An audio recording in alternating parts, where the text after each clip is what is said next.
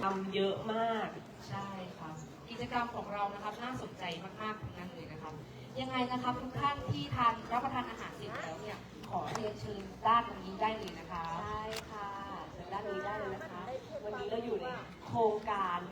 ปันสุขคลายหนาวเนาะโอ้ยหนาวสมชื่อจริงๆใช่ครับอากาศหนาวมากๆเลยตอนนี้ค่ะยังไงก็อย่าลืมใส่เสื้อกันหนาวกันด้วยนะครับรักษาสุขภาพกันด้วยครับไหนน้องต้นน้ำเดินมาดูวันนี้นะคะพื้นที่เรียนเชิญเลยนะคะใช่ค่ะเรามาพูดคุยก่อนดีกว่าคือพี่น้ำมนต์เนี่ยก็มาวัดเนี่ยครั้งแรกเลยนะคะใช่ครับต้นน้ำก็มาครั้งแรกเหมือนกันค่ะใช่ค่ะแต่ว่ามีความเคารพในพระอาจารย์นะคะก็เลยอยากมากราบท่านเรื่องในวันสำคัญของท่านด้วยพรุ่งนี้ใช่ค่ะค่ะ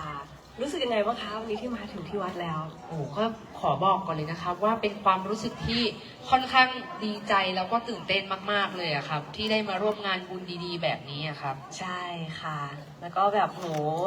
ชาวบ้านพี่ๆน้องน่ารักทุกคนเลยนะคะใช่ครับทุกคนอบอุ่นมากๆเลยอะครับค่ะใครที่รับประทานอาหารเสร็จแล้วมาด้านนี้ได้เลยนะคะยังมีที่นั่งมากมายนะคะที่จัดเตรียมไว้นะคะใช่ครับเชิญตรงหน้าประรำพิธีตรงนี้ได้เลยนะคะใช่ค่ะเพราะวันนี้เนี่ยมีแบบอะไรบ้างคะน้องต้นน้ำโอ้โหมีหลากหลายอย่างครับมีหลายการแสดงหลายโชว์มากมายมีการแจกของรางวัลด้วยนะครับทุกท่านใช่ค่ะตอนนี้นะคะใครที่ทานอาหารเสร็จแล้วก็เชิญมาด้านนี้ได้เลยนะคะบรรยากาศแบบ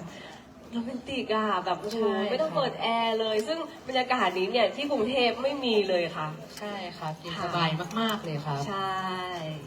พี่ๆน้องๆด้านนั้นเชิญเลยนะครับเชิญเข้ามาดูก่อนได้นะครับเชิญเลยนะคะใครที่ทานอาหารเสร็จแล้วเชิญด้านนี้ได้เลยนะคะเชิญได้เลยนะคะเชิญนั่งได้เลยนะคะมีเก้าอี้จัดเตรียมไว้ให้เรียบร้อยแล้วนะคะพี่น้ำมนต์ครับเดี๋ยวเราเนี่ยไปสัมภาษณ์แต่ละคนที่มานั่งตรงนี้ดีกว่าไหมครับว่าเขารู้สึกอย่างไรบ้างได้ค่ะได้ครับไปกันเลยดีกว่าครับว้าวโอ้โหแต่งตัวกันสวยงามมากๆเลยนะคะน่ารักมากๆเลยอันนี้มาจากที่ไหนกันคะ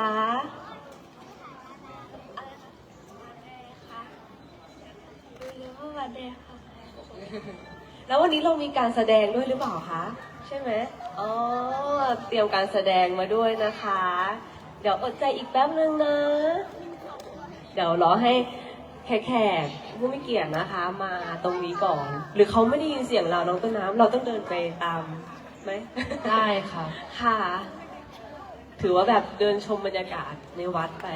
ใช่ครับอากาศตอนนี้นะครับค่อนข้างดีเลยแล้ววันนี้เนี่ยเราก็มีโชว์หลากหลายโชว์ด้วยกันก็อยากให้ทุกคนนะครับได้มารับชมรับฟังกันนะครับใช่ไม่ได้มีโชว์อย่างเดียวนะคะมีทั้งรำมีทั้งเดินแบบแล้วก็มีพี่ๆศิลปินเนี่ยมาร้องเพลงให้เราฟังด้วยใช่เลยครับว้าวสวยมากเลยนะคะครับมีความวิจิตรงดงามมากๆสำหรับใครนะครับที่กราบพระเสร็จแล้วเนี่ยก็สามารถเชิญตรงหน้าประรำพิธีของเราได้เลยนะคะใช่ค่ะเชิญมานั่งทางหน้าเวทีได้เลยนะคะเราจัดเตรียมที่นั่งไว้ให้ทุกท่านเรียบร้อยแล้วนะคะเชิญได้เลยนะคะใช่บรรยากาศดีมากเลยค่ะวันนี้ค่ะตอนนี้เราเลยมาไกลไปไหมครับเดี๋ยวคุณจะไม่เห็นเนาะเดี๋ยวเรากลับไปกันดีกว่าครับพี่น้ำมนต์ใช่ค่ะให้เสร็จแล้วเชิญด้านหน้าเวทีนะคะเชิญเลยนะคะเชิญเลยนะคะบอกเลยนะครับว่าคืนนี้เนี่ยจะเป็นคืนที่มีความน่าตื่นเต้นมากๆเพราะว่าอย่างที่บอกครับวันนี้เรามีโชว์หลายโชว์ทั้งรำร้องเต้นมีการรับรางวัลต่างๆสำหรับเยาวชนด้วยค่ะใช่ค่ะไม่ใช่แค่ความสนุกอย่างเดียวนะคะเพราะว่าเรามาที่เนี่ยเรามีทั้งได้รับบุญด้วยเพราะเมื่อกี้มีการสวดเสริมชะตาด้วยใช่ไหมคะใช่ค่ะรู้สึกว่ามาที่นี่เนี่ยได้รับทั้งความสุขแล้วก็ได้บุญปีใหม่เริ่มต้นปีไปด้วยกันในสิ่งที่ดีเนาะค่ะเชิญได้เลยนะคะแขกผู้มีเกียรติทุกท่านนะคะเชิญด้านหน้าเวทีของเราได้เลยนะคะ อยากเชิญชวนพ่อแม่พี่น้องทุกคนนะครับ เรามาร่วมทำบุญกันดีกว่า มาเป็นครอบครัวหรือมาเป็นคนเดียวเนี่ยก็ได้บุญเหมือนกันนะครับ เพราะว่าการที่เราทำบุญเนี่ยมันจะเป็นการที่ส่งเสริมศาสนา วัฒนธรรม และประเพณีของเราด้วยครับ ใช่เลยค่ะ แล้ววันนี้เนี่ยมีโชว์แบบหลากหลายด้วยใช่ไหมคะซึ่ง ใช่ค่ะ ใช่ค่ะ ซึ่งไม่ใช่แบบรำปกติ ซึ่งแบบเหมือนมีน้องๆจากเป็นชาวเผ่าหรือเปล่าอันนี้พี่ไม่แน่ใจ ก็คือแต่ละโชว์ของเรานะครับมาจากหลายถิ่นหลายที่กันเลยทีเดียว ใช่ค่ะดูจากการแต่งตัวอะไรอย่างเงี้ยค่ะ ซึ่งแบบพี่นวลก็ไม่เคยเห็นของจริงเพิ่งแบบมาเห็นอะไรเงี้ยแบบมีการใส่ห่วงคอหรืออะไรอย่างเงี้ยค่ะ ใช่ครับ คือน่าตื่นเต้นมากๆเลยใช่ไหมครับ เพราะ ใช่ ว่า ค่ะ ใช่เลย เพราะว่าเราก็ไม่ได้เห็นโชว์เหมือนกัน แต่วันนี้เนี่ยเราจะได้เห็นโชว์ไปพร้อมๆกันเลยครับ ใช่ค่ะ พี่ตื่นเต้นนะคะเดี๋ยวเชียร์น้องๆอยู่นะรู้ไหมเพราะว่าแบบพี่น้ำมนต์เองเนี่ยเป็นคนจังหวัดพระนครศรีอยุธยาค่ะ แล้วก็ได้มาร่วมบุญกับที่นี่รู้สึกแบบตื่นเต้นค่ะ นั่งรถมา10 ชั่วโมงเลยนะ โอ้ ใช่ออกมาตั้งแต่เช้าประมาณตี 3ค่ะจากกรุงเทพเลยขับรถมากับคุณผู้จัดการคนสวยใช่ค่ะ ก็คือวันนี้นะครับเราเนี่ยจะได้รับชมประเพณีมากมายที่ยังมีอยู่ ซึ่งการที่เรานะครับได้อนุรักษ์วัฒนธรรมไทยประเพณีไทยเนี่ยถือเป็นสิ่งที่ดีมากๆเลยนะครับ เพราะมันทำให้ประเทศไทยของเราเนี่ยแน่นอนว่ามีซอฟต์พาวเวอร์หลากหลายมากๆ แล้วซึ่งมีประเพณีวัฒนธรรมและอาหารการกินต่างๆเนี่ยที่ไม่แพ้ชาติใดในโลกเลย ก็อยากจะเชิญชวนให้ทุกท่านนะครับ เข้าวัดทำบุญ แล้วก็อนุรักษ์ประเพณีไทยดีๆ แบบนี้ไว้นะครับ ซึ่งจะมาโชว์ให้พวกเราดูในวันนี้นะครับ ใช่ค่ะ วันนี้ก็มีแบบพี่ๆเยอะมากเลยนะคะ มาเดินแบบให้เราดู แต่ว่าเดี๋ยวต้องไปอ่านรายชื่อก่อนเพราะว่ารู้สึกว่าทุกคนมีมงแล้วก็มีตำแหน่งทุกคนเลยรู้สึกตื่นเต้น ใช่ครับวันนี้ก็ดีใจมากๆเลยครับ ที่ได้รับหน้าที่เป็นพิธีกรกับพี่น้ำมนต์นะครับ ใช่ค่ะรู้สึกตื่นเต้นมากเลย ถ้าวันนี้น้องสองคนทำอะไรผิดพลาดได้ต้องกราบขออภัยไว้ก่อนเลยนะคะ ใช่ครับ เพราะว่าเราก็ใหม่กันจริง ๆ แต่ว่ามาด้วยหัวใจค่ะ พวกเราก็คือมาด้วยหัวใจจริง ๆ ครับ ก็อย่างที่พี่น้ำมนต์พูดครับ หากมีสิ่งใดผิดพลาดไป พวกเราก็ต้องขออภัยด้วยนะคะ ค่ะ เชิญเลยนะคะ แขกผู้ไม่เกียรตินะคะ เชิญได้เลย เชิญได้เลยนะครับ ถ่ายนี่ดีกว่า แล้วเดี๋ยวเราจะกลับมาพบกันใหม่นะครับ ค่ะ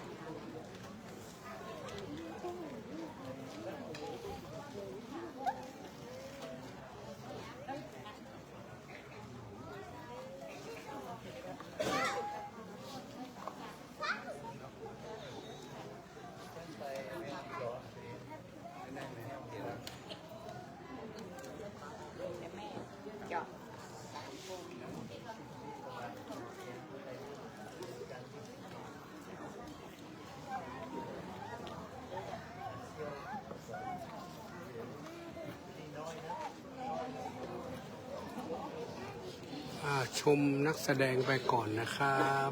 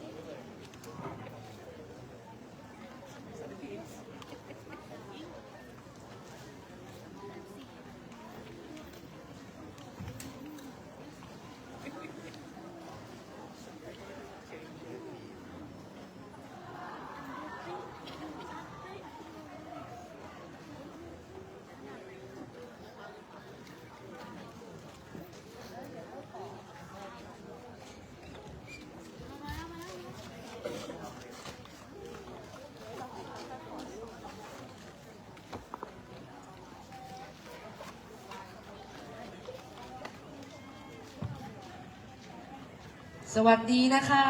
ค่ะ สวัสดีอีกครั้งอย่างเป็นทางการนะคะ ครับ เรากลับมาแล้วนะครับ ซึ่ง ค่ะ ตอนนี้นะคะเป็นการเปิดงานเป็นที่เรียบร้อยแล้วนะคะ ใช่ค่ะ ตอนนี้นะคะเราอยู่กันที่ ครับผมชื่อลุง โค น้ ร อย ง ครับ การปันสุขคลายหนาว สวัสดีครับวันนี้ ประ ลุง จำ น้อย ปี พาแฟน 2569 ทุกท่านนะครับ ใช่ครับ ซึ่งจัดทำโดยสภาศิลปินสร้างสรรค์สังคม ร่วมกับวัดพระบาทบางแฟงและองค์กรภาคีเครือข่าย จัดขึ้นณวัดพระบาทบางแฟงอำเภอดอยสะเก็ดจังหวัดเชียงใหม่ครับ ค่ะ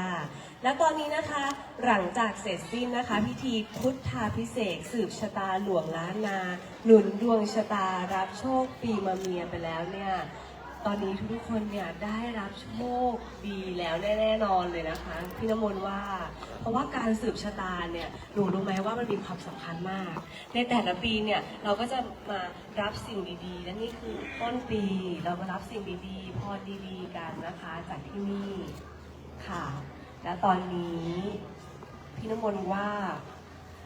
เรามาทำการ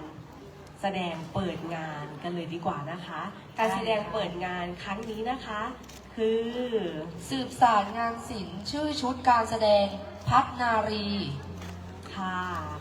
ขอเรียนเชิญรับชมการแสดงชุดแรกเลยค่ะ เชิญรับชมได้เลยนะครับ ขอเสียงปรบมือให้การแสดงหน่อยนะคะ ค่ะ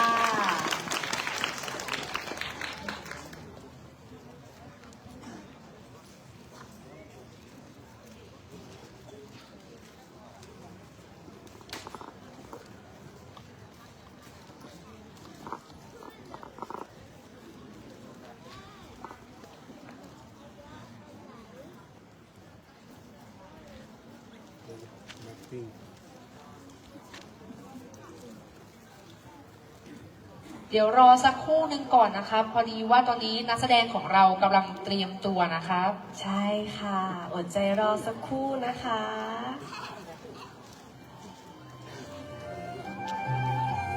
ขอเสียงตบมืออีกครั้งด้วยนะคะ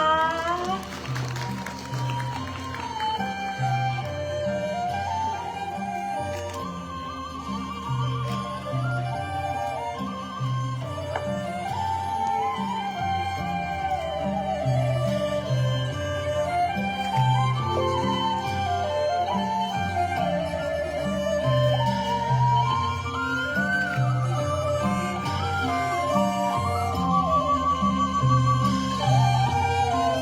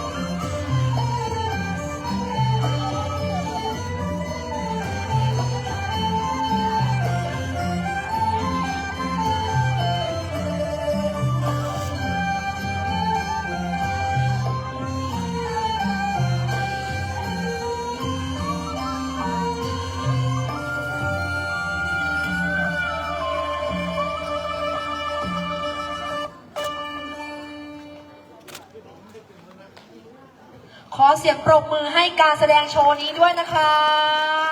งดงามมากเลยนะคะ สวยมากวิจิตรจับใจเลยนะคะ ตอนนี้นะคะก็จบการแสดงแล้วน้ำมนต์นะคะขอเรียนเชิญครูเบสศรีวรรณกุลนะคะ ประธานสภาศิลปินสร้างสรรค์สังคมค่ะขึ้นมากล่าวเปิดงานปันสุขคลายหนาวค่ะ สวัสดีค่ะ สวัสดีน้องน้ำมนต์ด้วยนะคะ แล้วก็สวัสดีแขกผู้มีเกียรติทุกท่านนะคะ ก็ขอต้อนรับทุกท่านเข้าสู่งานปันสุขคลายหนาวอย่างเป็นทางการค่ะ ค่ะ ก็วันนี้นะคะนอกจากเราจะมาร่วมปันสุขคลายหนาวแล้ว ก่อนหน้านี้เรามีพิธีมงคลด้วย นั่นก็คือการสืบชะตาหลวงนะคะ นั่นก็คือการจะอวยพรให้ทุกท่านที่อยู่ในงานนี้ ได้ตัดเคราะห์ต่อชะตา เสริมวาสนาบารมี ให้ทุกคนเฮงปังรับปีมะเมียนั่นเองค่ะ ใช่ค่ะโอ้ ค่ะ โหซึ่งโชคดีทุกคนแน่นอนเลยนะคะ ถู ที่ กต้ มา อง ใน ค่ะ วันนี้ค่ะ องค์กรสภาศิลปินสร้างสรรค์สังคมเนี่ยเป็นองค์กรการ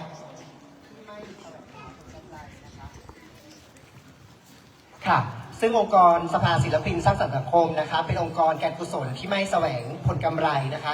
เราทำโครงการต่างๆ มากมาย ซึ่งหนึ่งในนั้นก็คือโครงการปันสุขคลายหนาว ซึ่งปีนี้เนี่ยทำมาทั้งหมด 12 ปีนะคะ แล้วก็ปีนี้ขึ้นปีที่ 13 ครั้งแรกที่เรามาเยือนที่วัดพระบาทบางแฟนดอยสะเก็ดแห่งนี้เมื่อปี 2015 นะคะ ย้อนกลับไปเมื่อประมาณ 11 ปีที่แล้วนะคะ แล้วเราก็ได้มีโอกาสทำในทุกๆปีกับทุกๆดอยทุกๆชนเผ่าที่เราไปเยือน ไม่ว่าจะเป็นดอยอินทนนท์จังหวัดเชียงใหม่นะคะ ดอยเชียงดาวนะคะเราไปที่อำเภอฝางอำเภอพร้าวนะคะ ที่ไหนก็ตามที่เรามีโอกาสที่จะเดินทางไปเยือนนะคะ เราก็จะไปทุกๆปีนะคะ และในปีนี้เป็นครั้งที่ 3 ที่เราได้มาเยือนที่วัดพระบาทบางแฟนแห่งนี้ด้วย แล้วก็เป็นปีมงคลด้วย ใช่ นั่นก็คือ ค่ะปีมะเมีย ค่ะ สุตตาสุนทรนะคะ ท่านเจ้าอาวาสนะคะ ก็ครบรอบ 50 พรรษาด้วยค่ะน้องน้ำมนต์ ค่ะ ค่ะ ก็ถือว่าเป็นความมงคลยิ่ง วันนี้ก็เลยนำพรนันประเสริฐเนี่ยก็มามอบให้ทุกคนค่ะ ก็จึงขอเปิดงานปันสุขคลายหนาวอย่างเป็นทางการค่ะ ขอบคุณค่ะ ขอบคุณค่ะ ตอนนี้นะคะน้องน้ำมนต์ขอขันสักครู่นะคะ ขอย้ายรถนะคะทะเบียน 2 กท 6988 กรุงเทพนะคะ คุณใดนะคะรบกวนขยับรถนิดนึงนะคะ อ๋อ รถคุณแม่หนูนี่เอง ขอโทษทีนะคะ ค่ะ คุณแม่ขยับรถนิดนึงนะคะ ขอบคุณค่ะ ค่ะ ตอนนี้นะคะเราก็ได้เปิดงานเป็นที่เรียบร้อยแล้วนะคะ ตอนนี้เราก็มาสู่พิธีมอบรางวัล เยาวชนรักดีกันเลยดีกว่านะคะ ตอนนี้นะคะ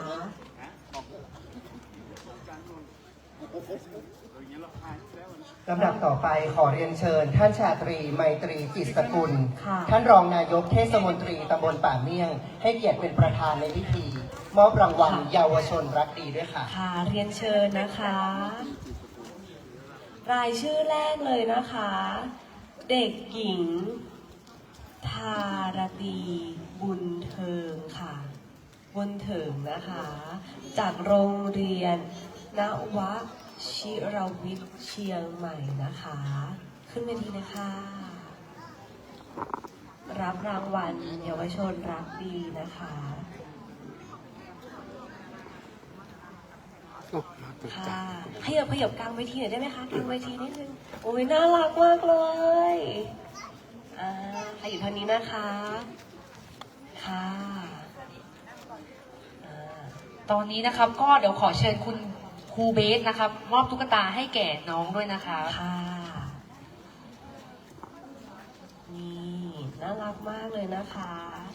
รอถ่ายรูปนะครับ ขอบคุณมาก ขอบคุณค่ะ แล้วรายชื่อที่สองนะคะ เด็กหญิง ลิลา พิชา อลิส ฮูเซ โรงเรียนเทศบาลหนึ่ง ทุ่งฟ้า ซึ่งวันนี้ไม่ได้มานะครับ แต่ว่า อ๋อ ไม่เป็นไร เดี๋ยวเราข้ามไปรายชื่อต่อไปกันเลยนะครับ ค่ะ คนที่สามนะคะ เด็กหญิงนัทจิราคำเปียง โรงเรียนช่อฟ้า ซินเซิงวานิชบำรุงครับ ค่ะ ขอเชิญนะครับ ค่ะ สวัสดีน่ารัก น่ารั มาก ก นะ มาก คะ ค่ะ อยากจะบอกนะครับว่าวันนี้เนี่ยแต่ละคนที่แต่งตัวมารับรางวัลนะครับ โอ้โห น่ารักกันมากๆเลยครับ ค่ะ และคนที่สี่นะคะ เด็กหญิงแสนดี สันติไพศาลนะคะโอ้รบกวนครูเบนนะคะในมอบตุ๊กตาด้วย หมายเลขที่สี่เตรียมตัวเลยนะคะ จาก Garden International School ระยองนะคะ เด็กหญิงแสนดี สันติไพศาลนะคะ เชิญขึ้นเวทีเลยค่ะ เชิญเลยนะครับ อีกคนเนี่ย ค่ะ ลดแล้วล่ะ โอ้โห วันนี้นะครับ แต่ละคนที่มารับรางวัลนะครับ แต่งตัวสวยๆทั้งนั้นเลยนะครับ ซึ่งได้รับรางวัลเยาวชนรักดีนะครับ ซึ่ง ใช่ เป็น ค่ะ รางวัลที่ดีมากๆเลยครับ ค่ะ นี่มาไกลมาจากระยองเลยนะคะ มาร่วมบุญในการครั้งนี้นะคะ ต่อไปค่ะรายชื่อที่ 5 ค่ะ เด็กหญิงวรัญสราปิงวังค่ะ โรงเรียนบ้านห้วยกอดค่ะ ใช่ไหมห้วยกอด เชิญได้เลยนะคะ เชิญได้เลยนะคะ อยู่นี่ไหมคะ อ๋อ อยู่ค่ะ ถ้าเกิดหนูพูดผิดอะไรไปเดี๋ยวต้องขออภัยด้วยนะคะ ค่ะ เด็กหญิงวรัสราปิงวังนะคะ ค่ะ รับรางวัลค่ะเยาวชนรักดีเชิญครูเบนมอบตุ๊กตาด้วยนะคะลำดับต่อไปนะคะ ค่ะ ขอบคุณครับ ลำดับที่ 6 เลยนะคะ เด็กหญิงพรภูพิงค์อินสอนค่ะ จากโรงเรียนอนุบาลพะเยานะคะ อยู่ไหนเอ่ย ว้าว แม่เสือสาว เชิญเลยค่ะ เชิญเลยนะครับ น่ารักมาก ชอบมากเลย เซ็กซี่ พี่นวลเป็น FC จากพะเยาเลยนะคะเชิญครูเบสค่ะ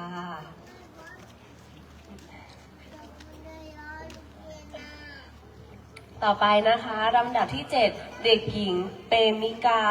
การทวงศ์ค่ะ โรงเรียนอนุบาลเชียงใหม่ค่ะอยู่ไหนเอ่ย อ๋อ เชิญเลยนะคะ เชิญเลยนะครับ ค่ะ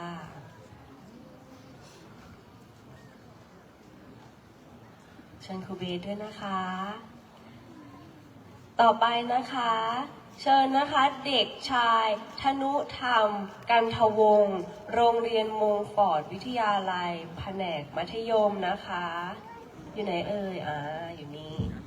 เชิญเลยค่ะ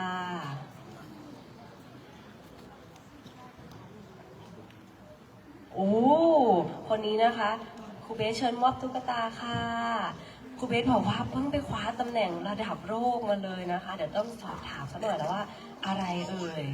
โอ้ยไปสร้างชื่อเสียงให้กับประเทศไทยของเรานะคะ สอบถามนิดนึงหนูไปคว้าตำแหน่งอะไรมาคะ ไปคว้าตำแหน่ง Air Model is International ครับ สุดยอดมากเลยนะคะ หล่อมากนะคะ ต่อไปนะคะ คนสุดท้ายค่ะ เด็กชายปวริศสุใจนะคะ จากโรงเรียนมงฟอร์ดวิทยาลัยค่ะ เชิญเลยนะคะ ค่ะ เชิญครูเบสค่ะ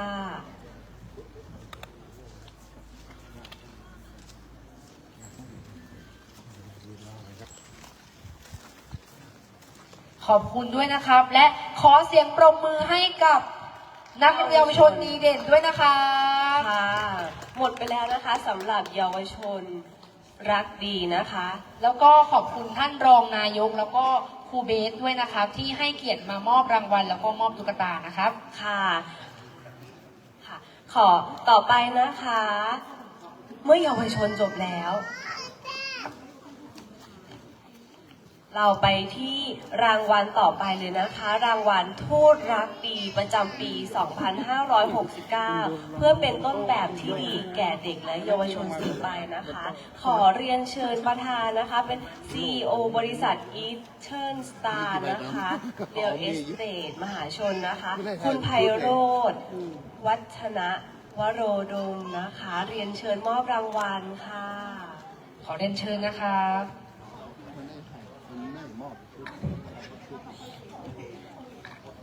คนแรกเลยนะคะ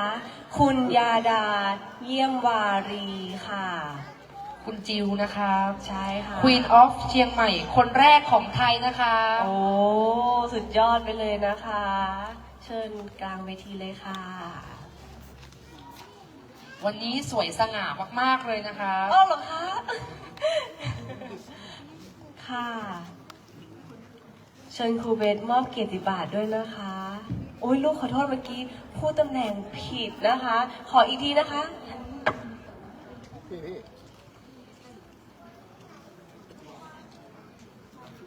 ขอบคุณค่ะ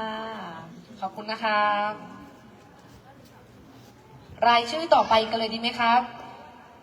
รายชื่อต่อไปนะครับ นายพัชรพลสุขสำราญ คุณโอ๊ตนะครับ มิสเตอร์ทัวริซึมเวิลด์ 2025 นะครับ ค่ะ ขอเรียนเชิญนะคะ คุณโอ๊ตนะคะ โอ้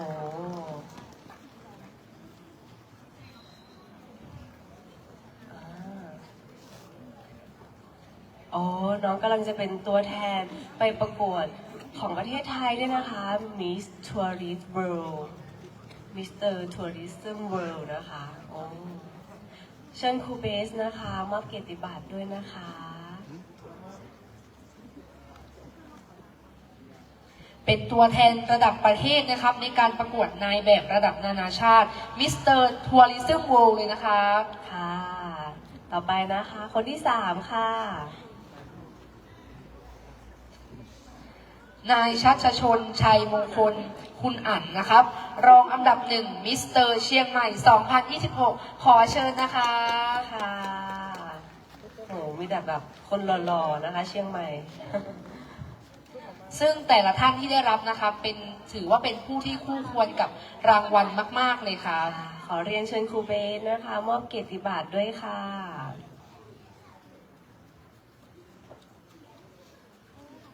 มองกล้องนะครับ ขอบคุณมากครับ ค่ะ รายชื่อต่อไปเลยครับพี่น้ำมนต์ รายชื่อที่ 4 นะคะ คุณเจษฐพลรักษาพลนะคะ รองอันดับ 3 มิสเตอร์เชียงใหม่ 2026 ค่ะ ขอเชิญนะครับ ค่ะ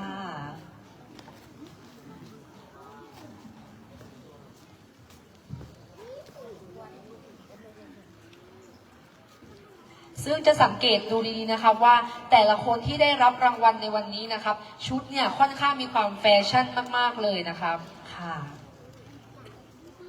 มิสเตอร์เชียงใหม่นะ ยิ่งใหญ่มากๆเลยครับ ค่ะ ต่อไปนะคะลำดับที่ 5 นะคะ นายอภิวัตทองรัตน์ค่ะ หรือน้องจัสตินนั่นเองนะคะ เป็นรองอันดับ 4 มิสเตอร์เชียงใหม่ 2026 ค่ะ ขอเชิญนะครับ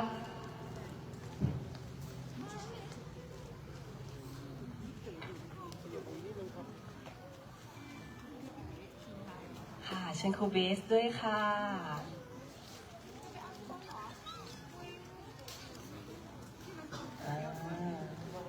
ต่อไปค่ะลำดับที่ 6 ค่ะ นายเจคโคสขออภัยนะครับ นายเจคโคส X Model Thailand 2025 นะครับ น่าจะเป็นเชียงใหม่ CNX Next Model Thailand ขออภัยด้วยนะครับ ค่ะ ขอเชิญนะครับ อ๋อว่าที่นักแสดงช่องวันนะคะเชิญครูเบสมอบเกียรติบัตรด้วยค่ะ ต่อไปนะคะลำดับที่ 7 นะคะ นายวิลเลียมอาร์มสตรองล้านนาอินเตอร์เนชั่นแนลสคูลครับ ขอเรียนเชิญนะครับ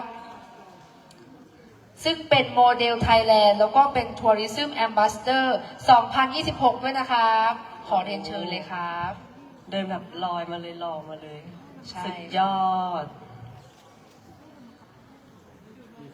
เชิญครูเบสมอบเกียรติบัตรด้วยนะคะ เดี๋ยวเรานะครับจะไปกันอย่างรวดเร็วเลยนะครับ เพื่อไม่ให้โชว์ของเราหรือการรับรางวัลของเราเนี่ยมัน น่าเบื่อจนเกินไปนะครับ ค่ะลำดับที่ 8 เลยค่ะ นายปฏิพลวิทามงคลนะครับ หรือคุณเข้าปั้น โรงเรียนปรินซ์รอยแยมวิทยาลัยนะครับ เป็นสปอร์ตแมนทัวริซึมแอมบาสเดอร์ 2026 นะครับ ขอเชิญเลยครับ ค่ะเชิญครูเบสนะคะ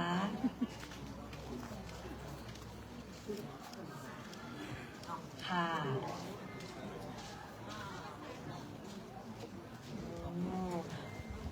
ค่ะ ขอขอบคุณนะคะ คุณไพโรจน์ วัฒนาวโรดมนะคะ CEO บริษัท Eastern Star Real Estate มหาชนนะคะ ขอบคุณมากๆ ขอบคุณนะคะ ขอบคุณครูเบสเช่นกันนะครับ ที่ให้เกียรติได้มอบตุ๊กตาในทุกๆ ครั้งเลยนะคะ ใช่ค่ะ ต่อไปนะคะ เป็นการมอบตุ๊กตาผ้าห่มกัน ข ห น นาม ว ของ นะคะ ใช้ให้แก่เด็กชนเผ่าบนดอยนะคะ ใช่ค่ะ เดี๋ยวผม อั ลุ น ก นี้เดี๋ยวต้องเรียนเชิญนะคะอ้อหนูขอขั้นเวลาขอถ่ายรูปหมู่ก่อนนะคะ เมื่อกี้นะคะ ทั้งเยาวชนแล้วก็ทูตนะคะ รักดีนะคะ เชิญบนเวทีค่ะถ่ายรูปร่วมกันนะคะ ขอเรียนเชิญทุกท่านนะครับ ถ่ายรูปร่วมกันได้เลยนะครับ ค่ะ ขอเรียนเชิญประธานด้วยนะคะ ครับ ขอเรียนเชิญประธานด้วยค่ะ เชิญเลยนะคะ น้องๆทุกคนที่ได้รางวัลนะคะ เชิญเลยค่ะ ตรงกลางเลยค่ะ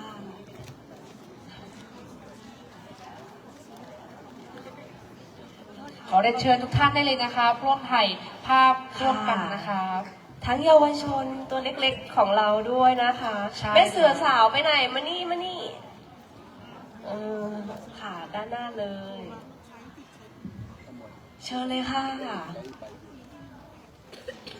เราร่วมถ่ายรูปร่วมกันนะครับ เพื่อเก็บบันทึกความทรงจำดีๆ แบบนี้เอาไว้นะครับ ค่ะ นี่นะคะคือเยาวชนตัวอย่างต้นแบบเลยนะคะโอ้สุดยอดเลยและอนาคตเนี่ยก็จะไปสร้างชื่อเสียงให้กับประเทศไทยของเรา ใช่ครับ ค่ะ และดูในแต่ละชุดที่ใส่มาในวันนี้นะครับ ทุกท่านเนี่ยมีความอนุรักษ์วัฒนธรรมไทย มีความเป็นแฟชั่นอยู่ในนั้นเลยนะครับ ค่ะ เดี๋ยวขออนุญาตจัดแจงสักครู่หนึ่งนะครับ แล้วเดี๋ยวถ่ายรูปพร้อมกันนะครับ นี่นะคะคือเยาวชนเชียงใหม่ที่มีคุณภาพของเรานะคะ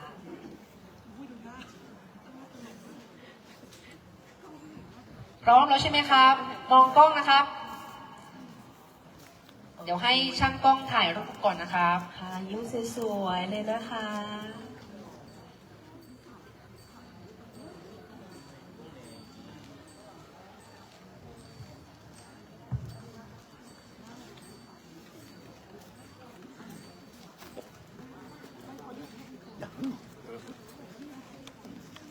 เป็นภาพที่ประทับใจมากเลยนะคะ เยาวชนวันนี้นะคะ จะโตไปเป็นผู้ใหญ่ที่มีคุณภาพในภายภาคหน้าค่ะ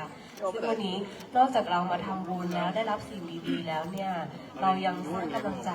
ให้กับเยาวชนของเราด้วย ใช่ครับ ในฐานะที่เราก็ยังเป็นเยาวชนคนหนึ่งนะครับ เราก็อยากชวนเชิญทุกคนนะครับ มาร่วมอนุรักษ์วัฒนธรรมไทย ประเพณีไทยดีๆของเราแบบนี้นะครับ ให้อยู่ไปจนถึงลูกถึงหลานเลยนะคะ ค่ะเรียบร้อยแล้วใช่ไหมคะ ค่ะขอบคุณค่ะ ขอบคุณท่านประธานด้วยนะคะ ขอบคุณท่านประธานด้วยครับ ค่ะ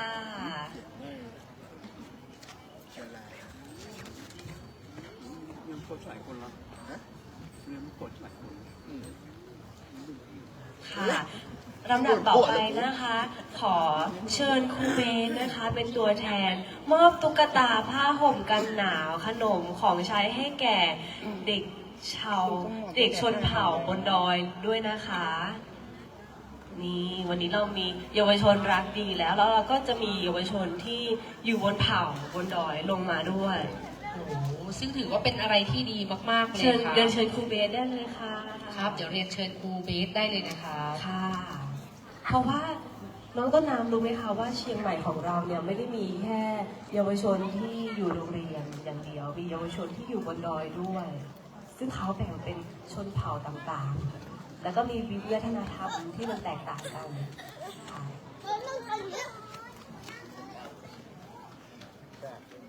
เดี๋ยวรอสักครู่หนึงก่อนนะครับ ตอนนี้นะคะ ขอเชิญตัวแทนนะคะ เด็กๆชาวเขานะคะ เด็กชนเผ่าบนดอยนะคะ มารับของค่ะ ขอเป็นตัวแทนหน่อย ใครเอ่ยค่ะ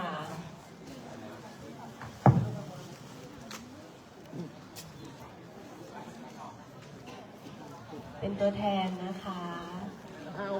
ขอเชิญน้องๆตัวแทนด้วยนะคะ ขึ้นมารับของรางวัลนะครับ ใช่ค่ะ เชิญเลยค่ะบนเวทีเลยนะคะ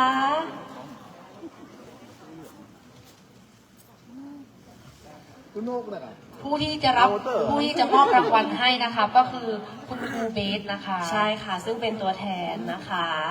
เชิญเลยค่ะ น้องๆ เชิญเลยค่ะ เชิญเลยนะครับ อุ้ยพี่น้ำมนต์ชอบจังเลยเขามีห่วงคอด้วย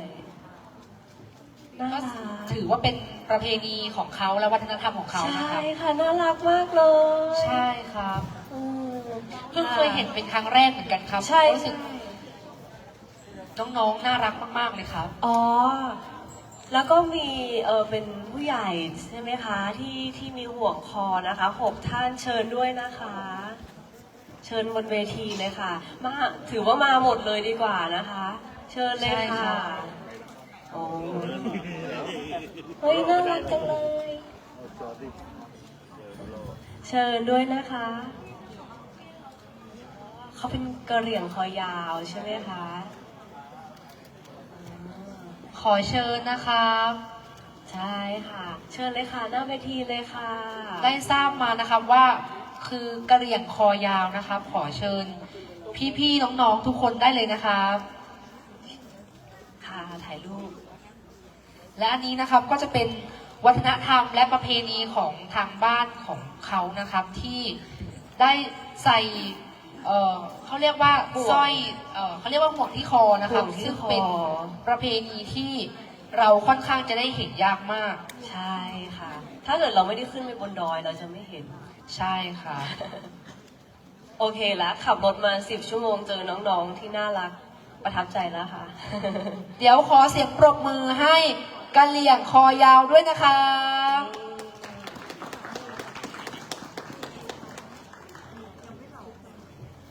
ใช่ อ๋อ พระอาจารย์บอกว่าบอกต้องขึ้นดอยสูงใช่ไหมเจ้าให้มาดูที่นี่ที่วัดเรามีใช่ไหมคะ อ๋อ แม่นกว่าเจ้า น่ารัก ก็ถือว่าได้รับรางวัลกันครบทุกคนเลยนะคะ ก็ต้องขอบคุณผู้ใหญ่ใจดีด้วยนะคะ ค่ะขอบคุณผู้ใหญ่ใจดีนะคะ นี่ทั้งเราได้กันทุกคนหรือยังคะ เดี๋ยวสักครู่นึงนะครับ ขอให้จัดพื้นที่ให้กับน้องๆได้ยืนก่อนนะคะ ใช่มีแทบทุกรุ่นเลยนะ พี่ต้นน้ำดูสิ มีตั้งแต่รุ่นน่ารักจนไปถึงแบบไปผู้ใหญ่เลย ใช่ครับ น่ารักมากๆ พี่ต้นน้ำสนใจสักห่วงไหม ยิ้ม ยิ้มได้คบกันหรือยังคะค่ะ ขอเชิญคุณจิวด้วยนะคะ มอบตุ๊กตาให้น้องๆเลยนะคะ ค่ะ วันนี้เราปันสุขคลายหนาวกันให้ทุกคนเลยนะคะ ทั้งอยู่ทั้งบนนี้แล้วก็บนดอยด้วย ใช่ครับ ใช่ค่ะ เอาเป็นว่าทุกคนจะสุขใจแล้วก็ได้รับบุญกันด้วย ภายในงานวันนี้นะคะ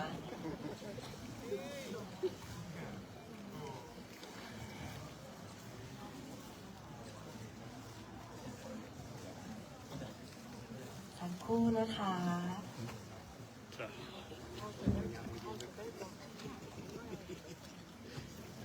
เดี๋ยวทุกท่านรอสักครู่นึงนะครับ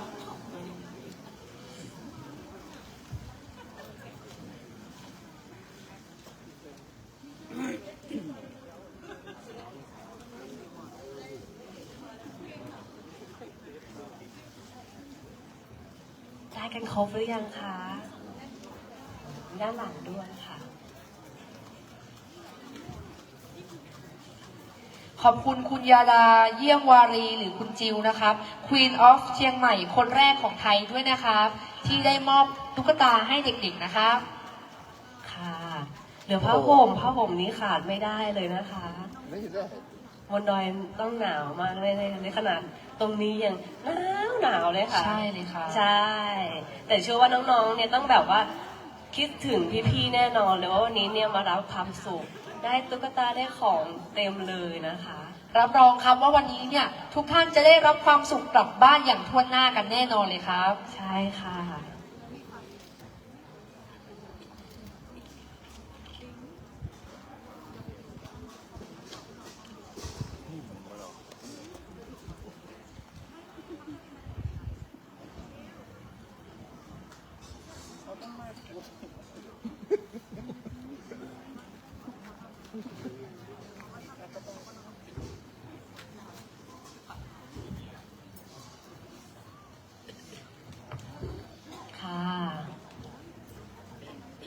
น่ารัก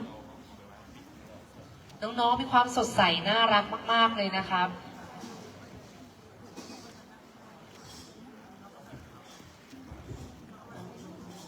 ใช่ อย่าให้บังกันนะคะ ยิ้มหน่อย ยิ้มหน่อย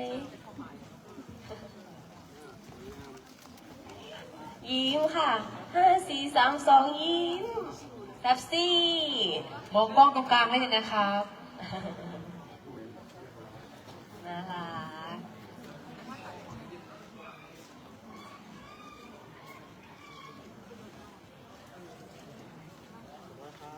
ค่ะ ขอเชิญมิสเตอร์นะคะทุกๆท่านเลยนะคะ มาถ่ายรูปกับน้องๆด้วยนะคะ แล้วก็ครูเบสด้วยนะคะ ครับขอเรียนเชิญเลยนะครับ ค่ะ ขอถ่ายรูปร่วมกันหน่อยนะคะ ใช่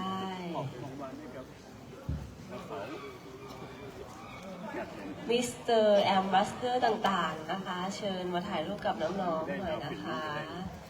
ใช่ เพราะว่าเราอยู่ในผืนแผ่นดินไทยเหมือนกัน เราเป็นชาวชนไทยเหมือนกัน ไม่ว่าจะเป็นชาวเผ่าไหน ใช่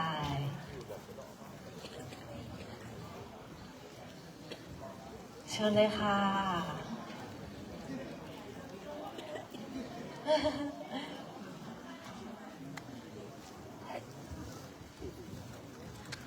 ขอเรียนเชิญด้วยนะครับ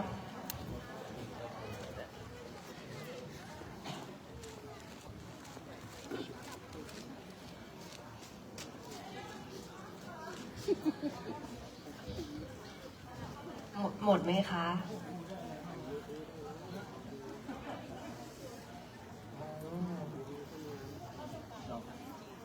นี่นะคะ เยาวชนไทยของเรานะคะ รออีกสักแป๊บเดียวนะครับ เดี๋ยวเราพบกับการแสดงโชว์อันต่อไปนะครับ เดี๋ยวทุกท่านโปรดอดใจรออีกนิดนึงนะคะ สักครู่เลยนะคะ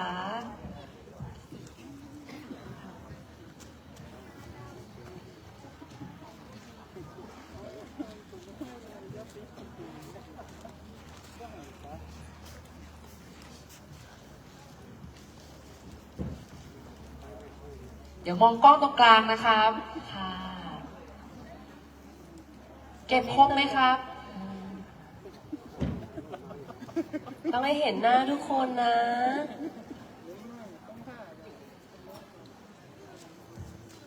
โอเคค่ะ ยิ้มค่ะ มองกล้องนะคะแป๊บซี่น่ารัก โอ้โหวันนี้เป็นภาพบรรยากาศที่มีความสุขมากเลยใช่ไหมคะพี่ต้นน้ำ ใช่ครับรู้สึกว่าอิ่มใจมากๆเลยครับ ใช่ ต้องขอบคุณผู้ใหญ่ใจดีด้วยนะครับ ที่ ค่ะ แจกของรางวัลต่างๆ แล้วก็รางวัลให้กับพี่ๆน้องๆด้วยนะครับ ค่ะ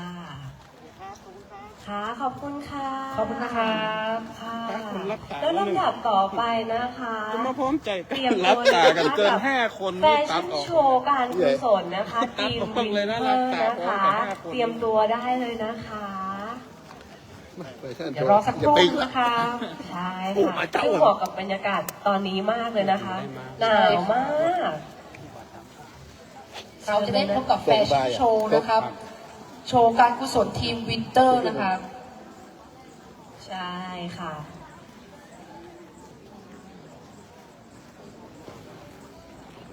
ตั้งหลังไม่เอาท่ามันเดินมานี่ ค่ะ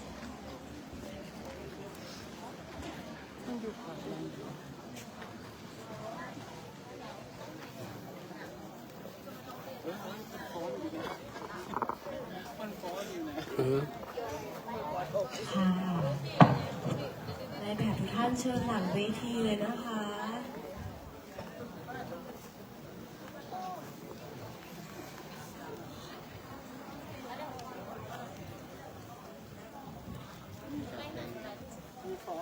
ค้อนจ้องนะครับเชิญเลยนะคะนายแบบทุกท่านนะคะ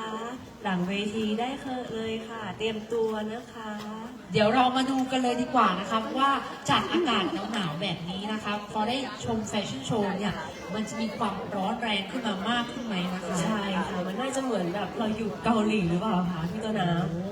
เดี๋ยวต้องมารอชมรอติดตามกันได้เลยนะคะ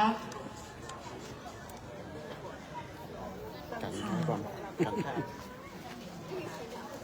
พร้อมไหมครับ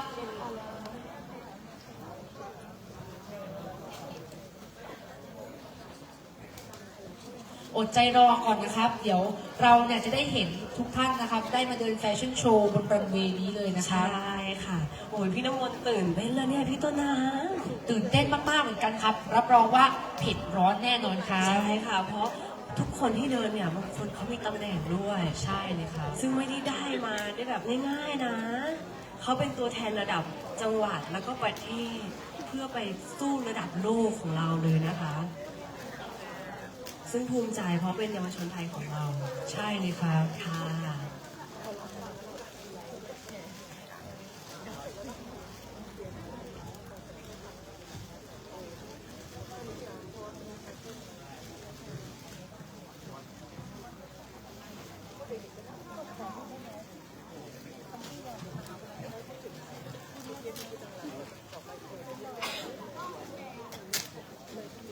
เดี๋ยวรอสักครู่หนึ่งก่อนนะครับ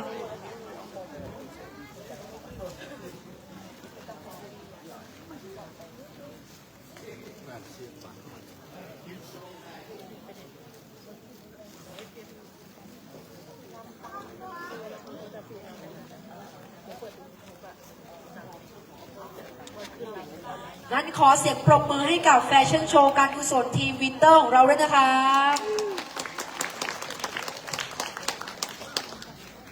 ขับร้องเพลงโดยเงาเสียงเบิร์ดธงชัย ขอเสียงปรบมือให้กับคุณสงกรานต์ปัญญาดีด้วยค่ะ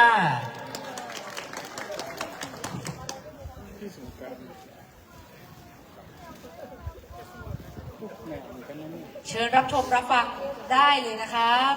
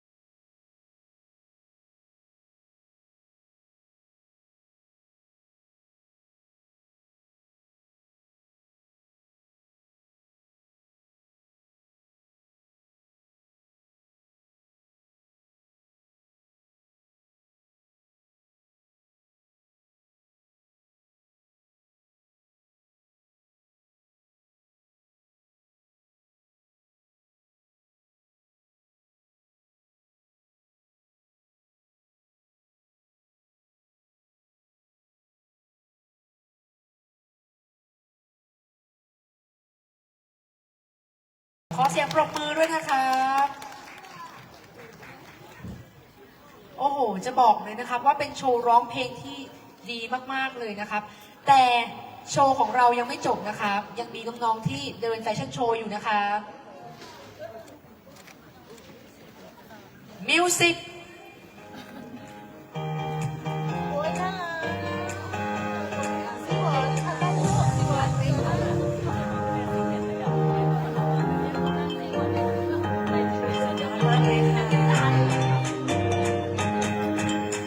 ต่อไปเลยนะคะแม่เสือสาวของเราโพสก่อนค่ะนี่เดินเลยค่ะให้เราไปทุกคนเลยนะคะสุดยอดโพสนี่สุดยอดเลยค่ะนี่เยาวชนไทยของเรานะคะ ดื่มเพื่อนนะคะลูกไม่เป็นไรค่ะ โอเค เชิญค่ะ ไปต่อค่ะ สวยมากหมายเลขต่อไปนะคะ ว้าวมันจากเกาหลีแน่นอนคนนี้นี่ค่ะโอเคน่ารักมากเลย สุดยอดมากเลยนะคะ น้องๆมีความเก่งมากเลยนะคะโหดูจากรองเท้าแล้วเนี่ย สุดยอดมากเลย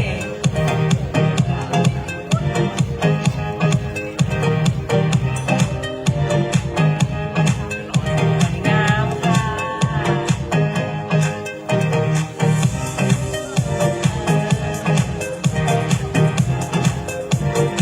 น่ารัก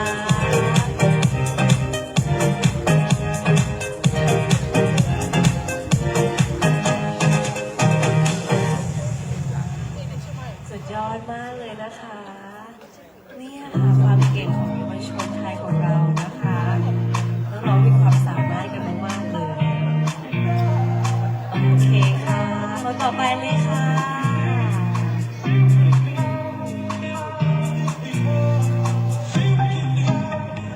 สุดยอด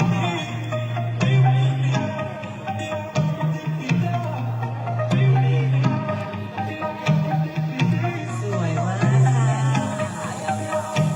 โพส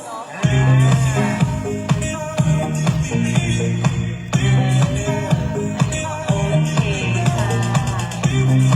ได้แล้วสวยงามค่ะ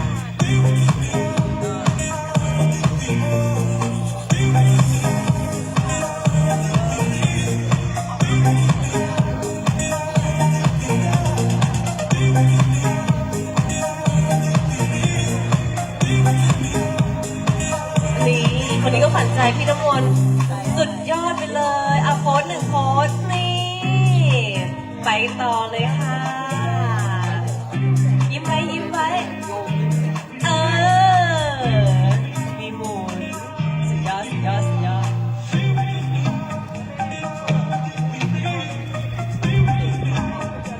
นั่นแหละค่ะ สวยงามมากนี่ โอเคเลย สุดยอดค่ะ เก่งมากเลยอ่ะตอนที่ทุกคนเด็กๆยังเดินไม่ได้แบบนี้เลยค่ะ นี่หนึ่งคนแล้วก็พันมาเลยโอเค เปิดกล่องหน่อยรายงานอย่าง สุดหล่อของเรานะคะคนแรกเลย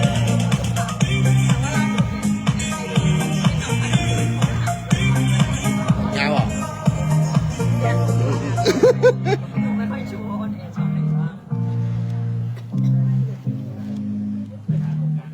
หล่อมากค่ะ โอเค ได้ค่ะเงยหน้าหน่อย โอเค หมุน โอเค นี่แหละค่ะ จะบอกว่าแต่ละคนนะคะมีความเดินแบบแกรมมีความเป็นแฟชั่นมากๆ เป็นโมเดลมากๆเลยครับโอ้โหเก่งเป็นมากๆเลยครับ สุดยอด หล่อมากนะคะ นี่ สาวหล่อ น้อยคนนี้มาจากระยองเลย แต่วันนี้มาในรูปแบบสาวเกาหลีอีกคนแล้วนะคะ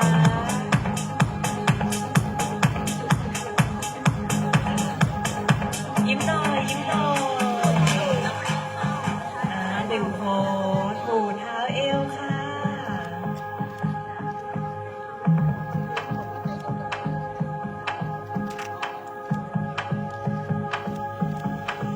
สวยหวานนะคะ การเดินแบบท่าโพสนะครับบอกเลยว่าน้อยแต่มากเรียบแต่โกไฮแฟชั่นจริง ๆ ครับ ใช่ค่ะ สุดยอดไปเลยนะคะ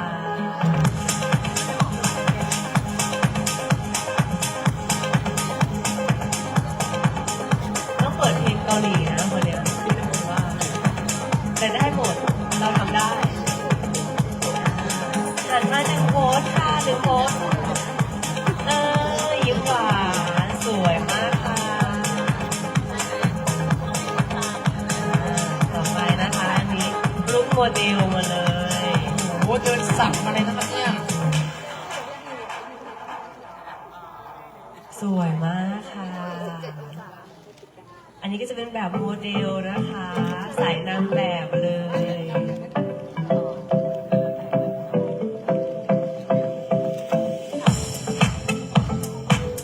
สุดยอดไปเลยค่ะ เพราะว่าการเดินแบบเนี่ยมีหลากหลายนะคะ เราไม่จำเป็นต้องยิ้มตลอดใช่ไหมคะพี่ต้นน้ำ ใช่ครับ ใช่เรามีหลายลุคเพื่อพรีเซนต์เสื้อผ้าพรีเซนต์แบบหันมาหนึ่งโพสโอเคค่ะ ต่อไปนะคะ จะบอกเลยนะครับว่าแต่ละคนเนี่ยมีการที่โปรเซสเสื้อผ้าโปรเซสสิ่งที่ถือมาด้วยได้ดีมากๆเลยครับ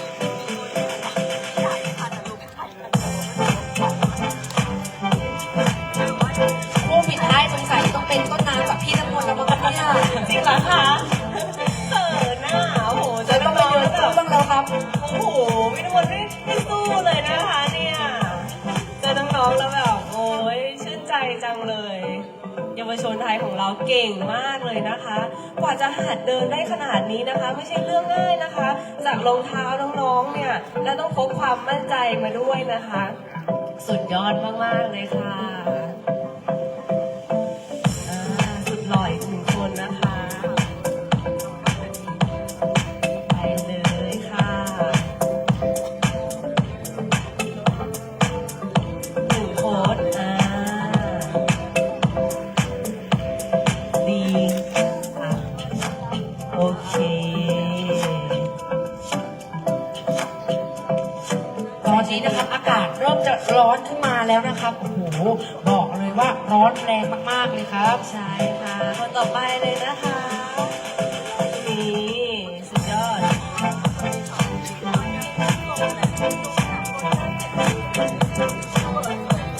โอ้โหเห็นแล้วแบบภูมิใจจริงๆค่ะ นี่นะคะคือตัวแทนเยาวชนไทยที่จะไปสู้กับชาวโลกของเราเลยนะคะ แล้วเราเป็นคนไทยเนี่ยเราต้องภูมิใจนะคะ ที่แบบมีน้องๆที่แบบกล้าแสดงออกแบบนี้นะคะหนึ่งโพสต์ค่ะ โอ้สุดยอด อันยอง เหมือนเลยใช่ไหมคะโอ้เหมือนไม่ใช่คนไทยเลย อันยองอาเซโยเลย จะบอกเลยนะครับว่าเยาวชนไทยของเราเนี่ยเดินแบบดีไม่แพ้ชาติใดในโลกเลยนะค ใช่ รับไปสู่สากลเลยนะครับเนี่ย ใช่หนึ่งโพสต์ค่ะ รอเท่เลท่อเลยนะคะ ค่ะ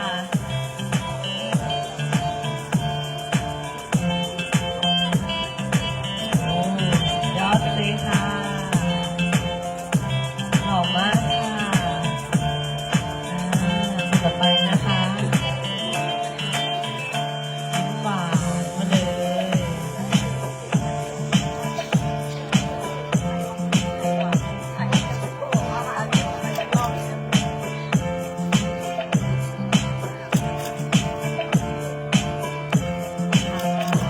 โอ้พี่น้ำมนต์ครับจะบอกเลยนะครับว่าเหมือนเราเนี่ยกำลังดูแฟชั่นโชว์ที่อยู่ในสากลโลกเลยนะครับเนี่ย ใช่ค่ะ ซึ่ง รู้สึกร้อนขึ้นมาเลยนะคะ จากเสื้อผ้าแล้ว ดูอบอุ่นมากเลยโอ้อันนี้นะคะที่พี่น้ำมนต์ชอบ เขาเหมือนไม่ใช่คนอ่ะเขาเหมือนแบบเทพบุตรลอยมา พี่น้ำมนต์ว่าหล่อมาก ใช่ค่ะ โอ้โหคุณครูบอกว่าเป็นในแบบแอลแฟชั่นวีคนะคะสุดยอดเลยนะคะ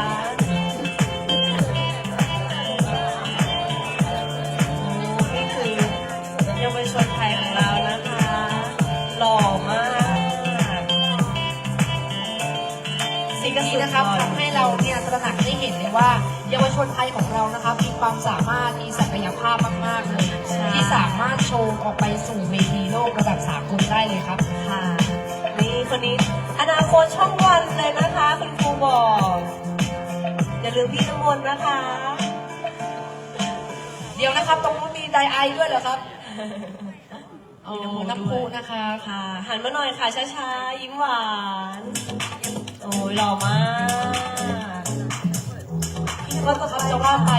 เพลงเขาหน้าเดินเหมือนกันนะครับ ใช่ค่ะพี่ต้นน้ำสักหน่อยไหมคะ ได้เลยครับสองคนเราเลยครับ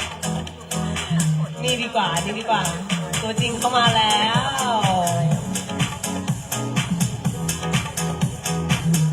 ไม่ได้มาแค่ความหล่อนะคะเขามาพร้อมตำแหน่งเลยนะคะ ที่การันตีเลย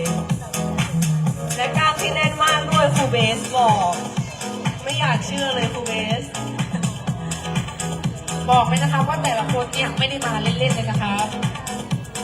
ว้าวสุดยอดค่ะหล่อมากค่ะคนต่อไปนะคะ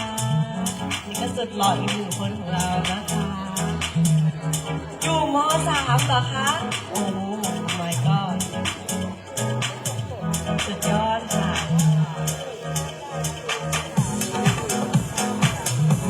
หล่อมากยิ้มหวานหน่อยขอเท่ๆโอเค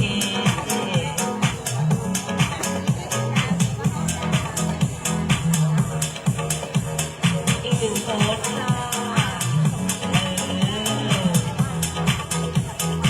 หล่อมากค่ะ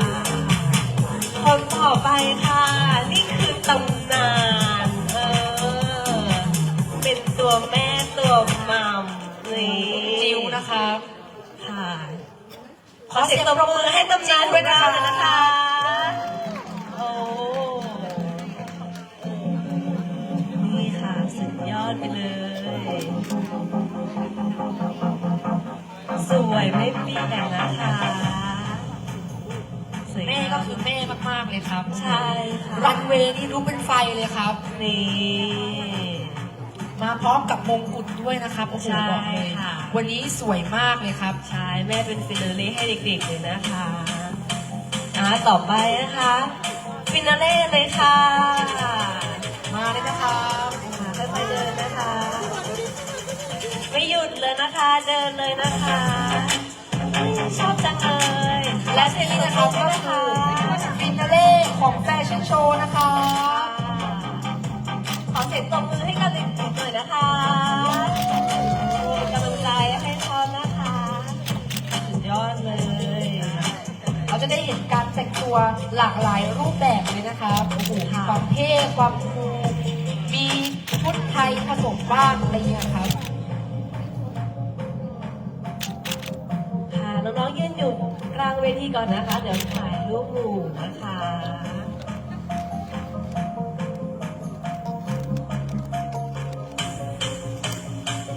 ค่อยๆ สวยหล่อกันทั้งนั้นเลยครับ ใช่ค่ะ เราสู้ได้ไหมครับเนี่ย สู้ไม่ได้ค่ะพี่ต้นน้ำยอม คุณจิวนะครับที่โชว์ได้ค่อนข้างดีมากๆ น้องๆพี่ๆก็เก่งเหมือนกันนะคะขอเสียงปรบมือให้กับแฟชั่นโชว์ของเราอีกสักครั้งหนึงนะคะ ตัวเล็กอยู่ข้างหน้าค่ะ เดี๋ยวขอเชิญคุณครูเบสนะครับ ขึ้นถ่ายรูปกับแฟชั่นโชว์นี้ด้วยนะคะ เรียงดีๆไว้ก็เรียง เดี๋ยวมาค่ะเดี๋ยวมาด้านหน้านี้ค่ะ พี่น้ำมนต์ครับจะบอกว่าออร่าแต่ละคนเนี่ยพุ่งมากๆเลยครับ ใช่ค่ะโหยอมเลยนะคะ ตอนที่น้ำมันเด็กๆยังแบบไม่ขนาดนี้เลย ดูรองเท้าแบบน้องๆที่ใส่สูงมาก เก่งมากๆเลยนะคะ ก็กำลังถ่ายจะดี ใช่ ยก ครับ ห้อง โอ้โหดูรองเท้าสิครับส้นสูงนะสูงมากๆเลย แต่สามารถเดินออกมาได้แบบดีมากๆเลยอะครับประทับใจจริงๆครับ ใช่ค่ะ เพราะน้องๆ เนี่ยเขาฝึกฝนกันนะคะ แล้วเขาก็มีความฝันว่าจะทำให้ได้นะคะ ในสิ่งที่ตัวเอง ขอเชิญคุณครูเบสด้วยนะคะ ค่ะ คุณครูเบสเนี่ยก็สวยไม่แพ้คุณจิวเลยนะครับโอ้โหบอกเลยว่า ทุกคนสวยหล่อกันมากๆเลยครับสำหรับงานนี้นะคะ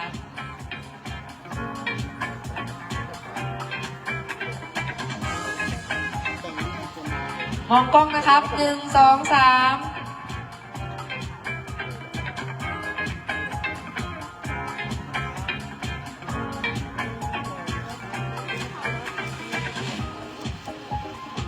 แป๊บซี่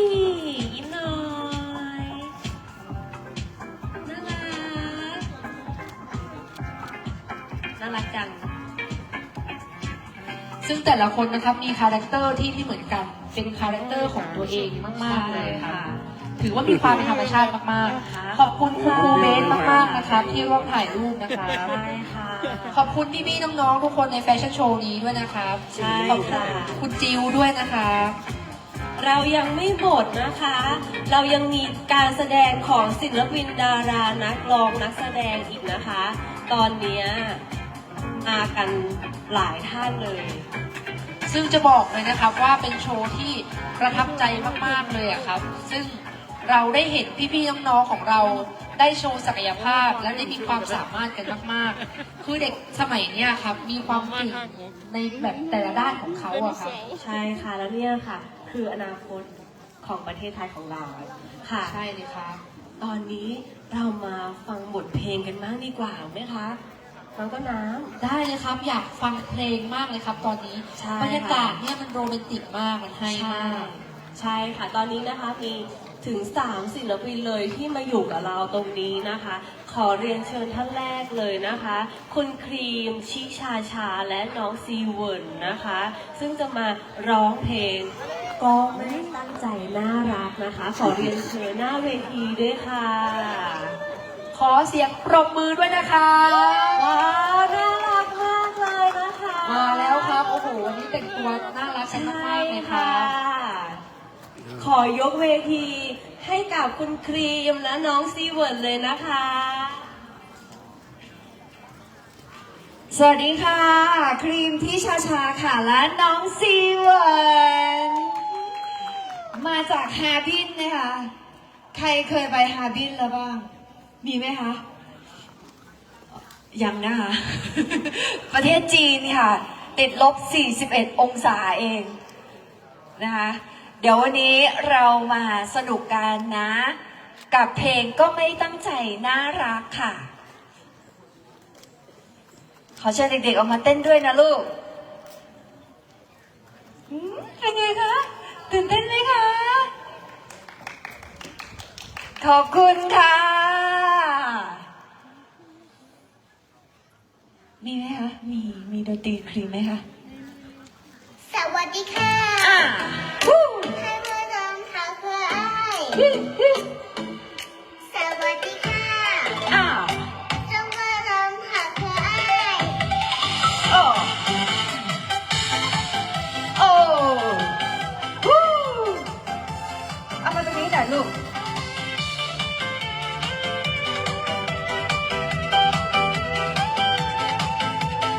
ยังไงคะ ถ้าอย่างนี้ต้องขอโทษทีที่บังเอิญโดนใจ ความจริงก็ไม่อยากทำใคร ความจริงแล้วก็ไม่อยากทำใคร รู้เอา เอา ไว้ ไว้ด้วยตั้งใจน่ารัก โอ้เด็กจีนนะคะ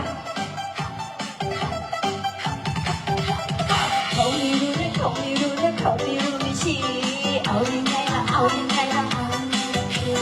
เขาไม่รับนะเขาไม่รับนะเขาไม่รับแล้วนะ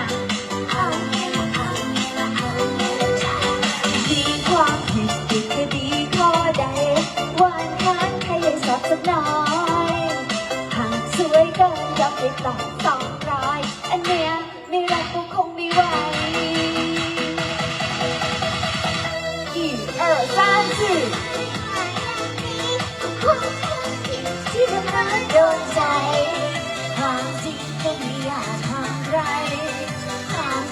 ก็ไม่อยากทำใคร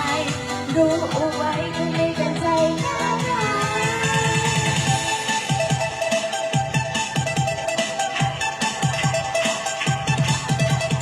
เธออย่าลืมถ้าเธออย่ามองและเธออย่าเสียสัวใครรู้บอกถ้าใครรู้รักถ้าใครรู้ตามมาตื่น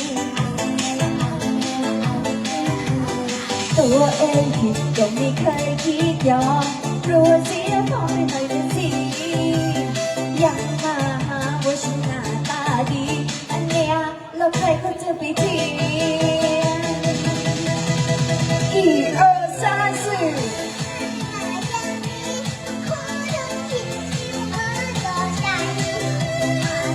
ก็ไม่อยากทำใครความจริงแล้วก็ไม่อยากทำใครรู้เอาไว้ก็ไม่ตั้งใจ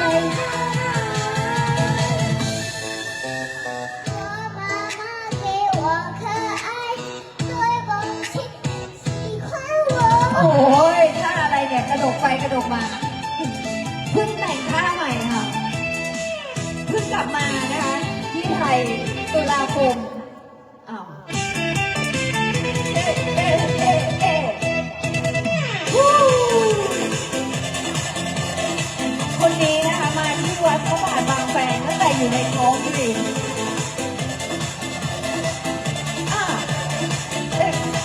โอ้โหมีท่านี้จริงด้วย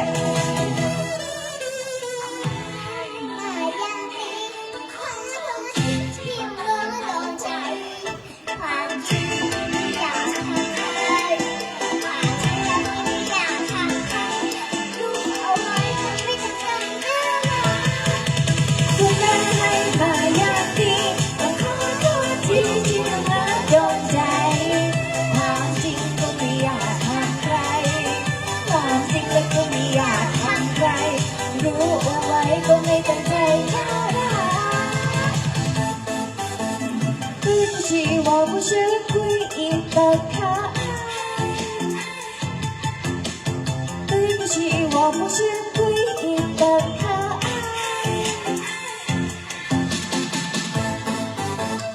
ขอบคุณค่ะขอบคุณนะคะเด็กๆนี่สามารถโซจงหวนได้ไหมพูดภาษาจีนได้ไหมลูกไม่ได้อ๋อไม่เป็นไรเดี๋ยวเราก็มาเรียนรู้กันเนาะแลกเปลี่ยนกันนะคะอากาศตอนนี้นี่ถือว่ากำลังดีไหมกำลังสบายไหมคะเอากำลังหนาวสำหรับเด็กๆนี่กำลังดีหรือว่ากำลังหนาวคะ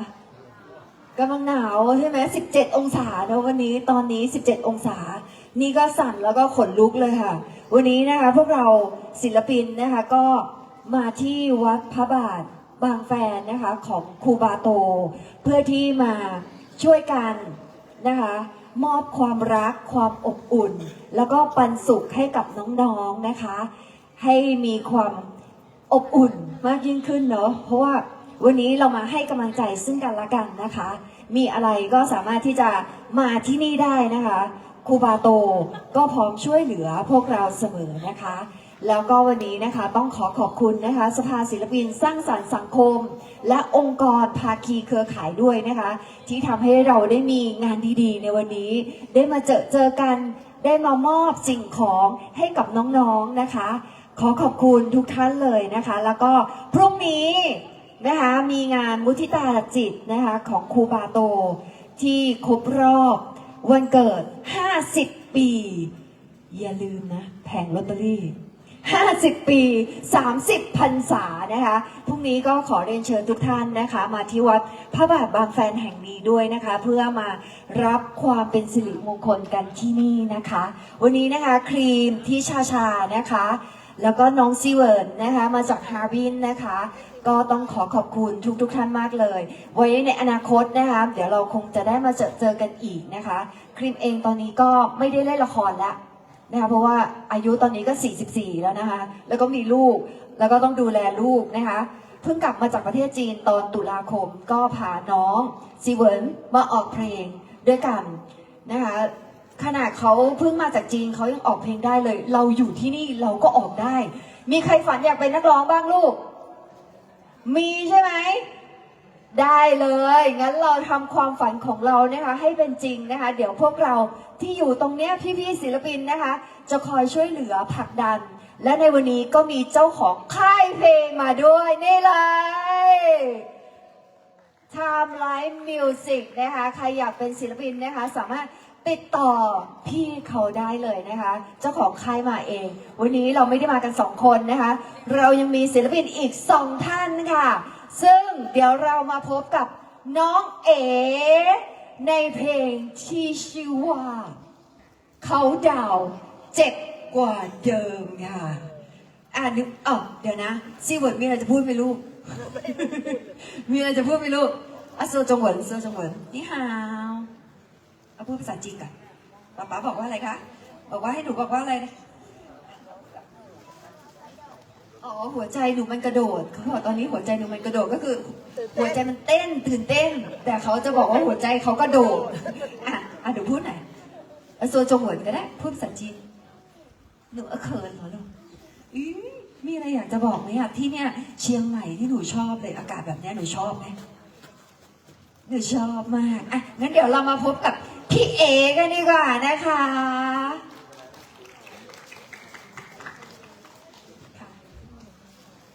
ค่ะสวัสดีค่ะเอลิชานะคะก็เพิ่งปล่อยซิงเกิลไปนะคะเมื่อธันวาที่ผ่านมาซึ่งชื่อเพลงเขาดาวเจ็บกว่าเดิมทุกท่านมีโทรศัพท์มือถือใช่ไหมคะ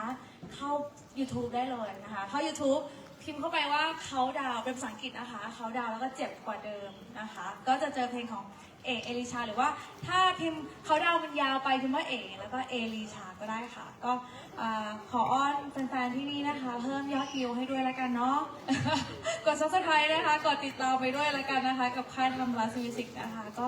วันนี้เอาเพลงมาฝากทุกท่านที่นี่ถึงจะเลยเขาดาวไปแล้วนะคะแต่ว่าอยากให้ทุกท่านนะคะได้รับฟังกันเป็นเพลงอกหักในวันเขาดาวเหมือนประมาณว่ายังไม่ทันเขาดาวเลยเขาไปแล้วอะไรประมาณนี้นะคะค่ะขอบคุณด้วยนะคะขอบคุณค่ะขอเสียงปรบมือนะคะให้คุณเอลิชาด้วยค่ะ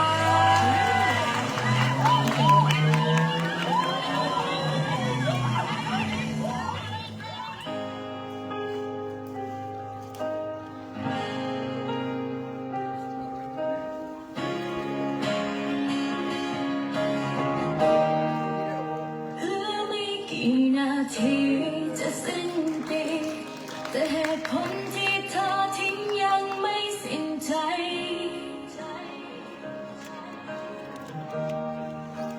ภาพเธอกอดกับเขามัน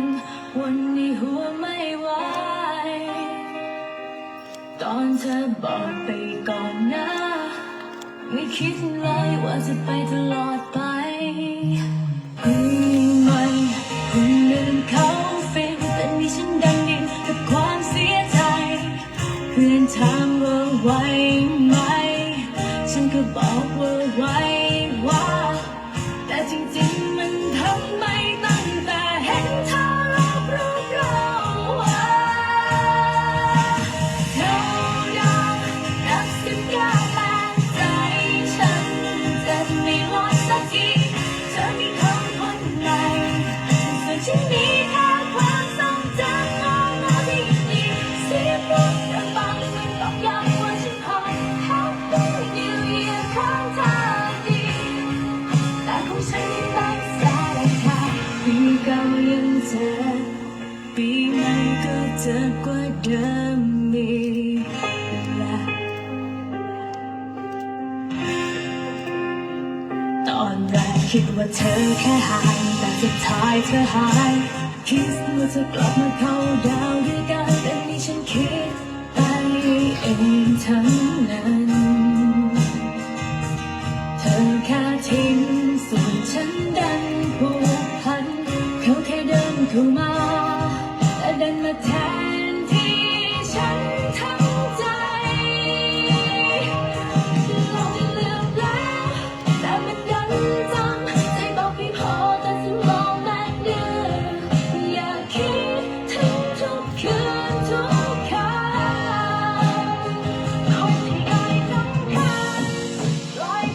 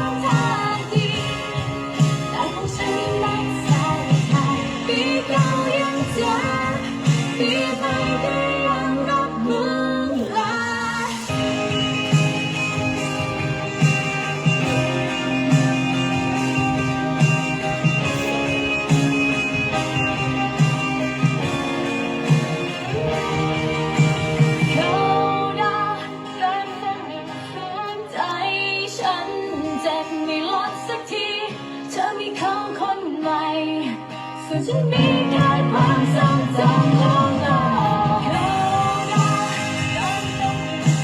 ใจฉันจะไม่ลดสักทีเธอมีเขาคนใหม่ส่วนฉันมีแค่ความทรงจำเราที่ยังดีเสียปุ๊บเป็นบางมันบอกย้ำว่าฉันคงแฮปปี้นิวเยียร์ของเธอดี แต่ของฉันคือรักษาทางปีเก่ายังเจอปีใหม่ก็ยังรักลืมลาเก็บชิด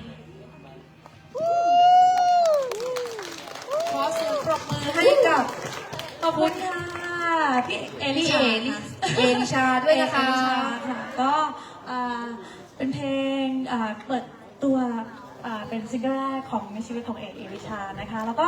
เป็นครั้งแรกที่ได้มาที่นี่เหมือนกันนะคะโอ้ทุกท่านที่นี่น่ารักมากๆเลย เข้ามาตั้งแต่ในวัดเจอ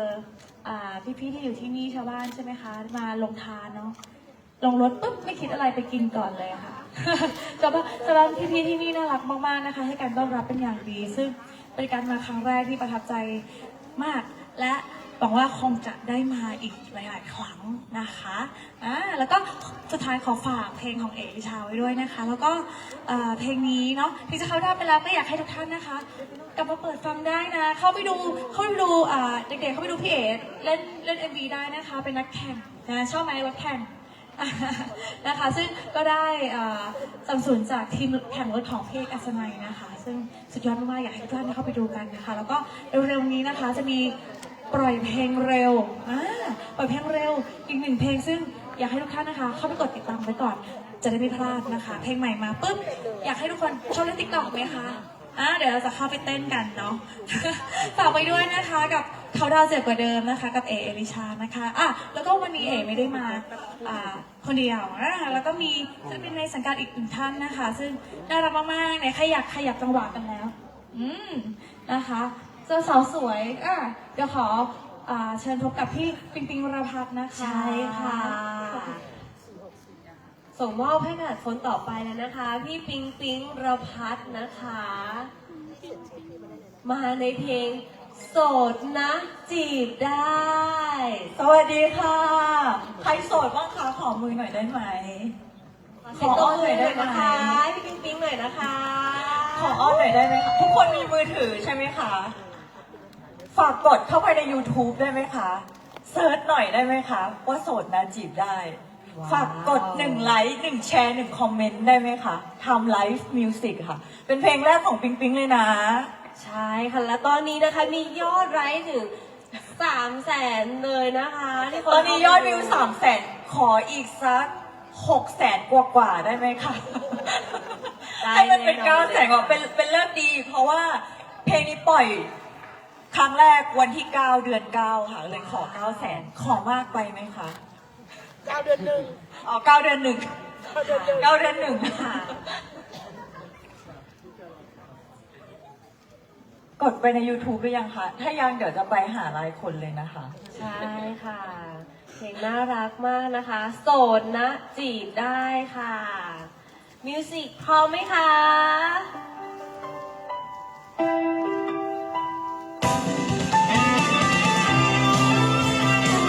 ลูกมาโยกย้ายกันได้นะคะ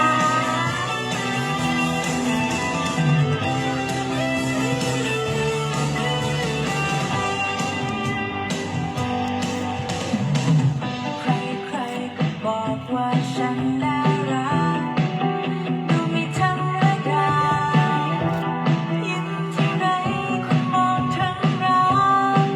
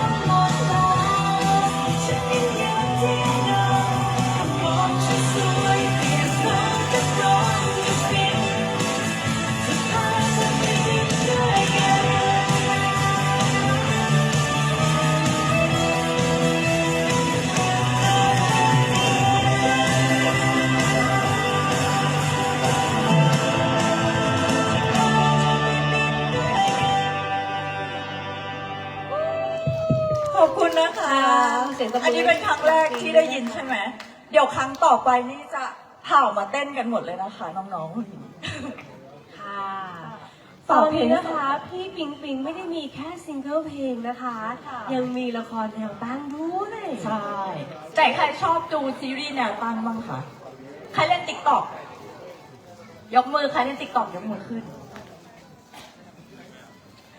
ใครเล่นติ๊กต็อกคะ พี่ปิงปิงเล่นซีรีส์แนวตั้งเรื่องปานดวงใจค่ะ พี่ปิงปิงสวยไหมคะ สวยไหม น้องไม่กล้าตอบ พี่ปิงปิงนะคะ น้องเห็นแบบนี้ นางเอกซีรีส์ปานดวงใจสวยกว่านี้อีก10 เท่า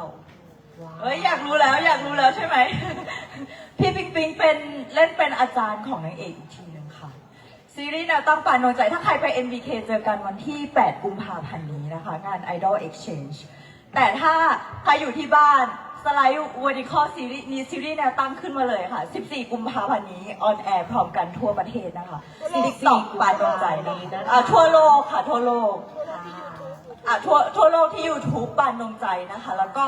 TikTok ชื่อปานดวงใจนะคะ ค่ะฝากติดตามด้วยนะคะ ค่ะ ขอบคุณนะคะ เดี๋ยวพี่ปิ๊งปิ๊งเดินไปหาเด็กๆทุกคนจะชวนเข้าด้อมนะคะ ใช่ จบไปแล้วนะคะสำหรับ2ศิลปินนะคะ โอ้สุดยอดเลยนะคะ จากค่าย Timeline Music นะคะ ค่ะ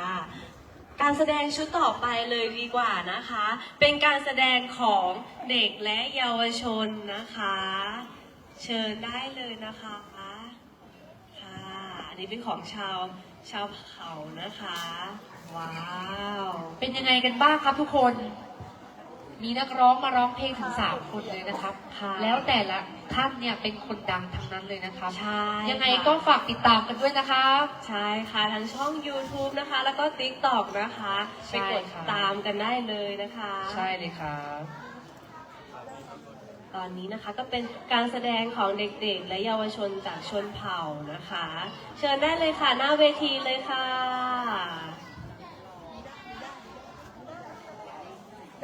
พร้อมกันหรือยังครับกับโชว์ชุดต่อไปครับ ขอเสียงปรบมือต้อนรับหน่อยนะคะ ค่ะ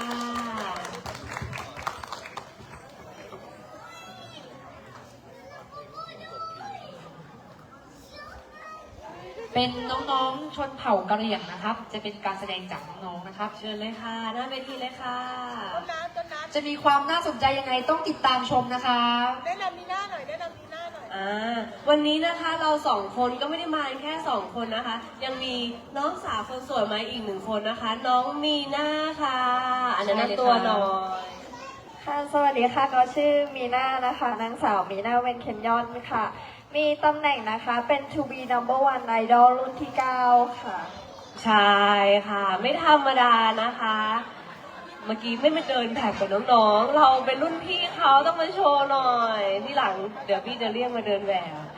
ได้ค่ะได้ ค่ะ เพราะว่าเราก็เป็นเยาวชนตัวอย่างใช่ไหมคะ ขอสอบถามหน่อย เมื่อกี้เห็นความรู้สึกน้องๆ แล้วเป็นยังไงบ้างคะ มีตั้งแต่เด็กตัวเล็กๆเลยยันโตเลย หนูก็นั่งคุยกับแม่มาอยู่เลยว่าน้องเดินเก่งกว่าหนูอีกค่ะ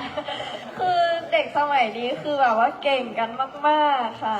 อนาคตคือทุกคนรุ่งแน่นอน ใช่ค่ะนี่เป็นกำลังใจจากพี่มีหน้าเลยนะคะTo be number one ไอดอลรุ่นที่ 9 ค่ะ รุ่นที่ 9 เลยนะคะ ตอนนี้นะคะ โชว์ให้ดู ใช่ค่ะพี่มีหน้านิดนึงได้ไหมอ่ะ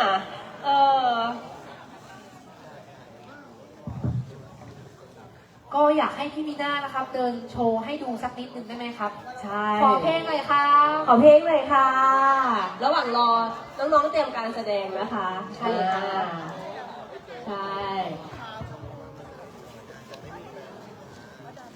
มีเพลงไหมคะ มีเพลงไหมคะ ระหว่างรอ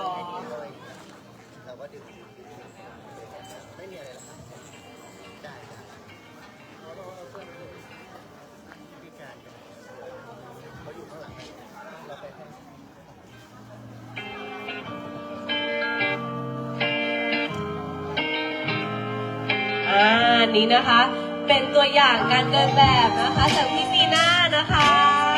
ขอเสียงปรบมือหน่อยนะคะ ค่ะ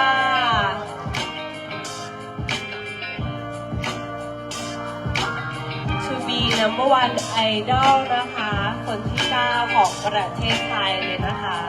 รับถ้วยจากทูลกระหม่อมเลยนะคะ ซึ่งน้องเนี่ยเป็นเยาวชนที่เรียนจบจากภาคเหนือด้วย โอ้โห จะบอกให้เลยนะครับว่ารองเท้าเนี่ยไม่เป็นอุปสรรคเลยนะครับ ใช่ค่ะ ชุดไหนเราก็เอาอยู่นะคะ สวยมากๆเลยค่ะ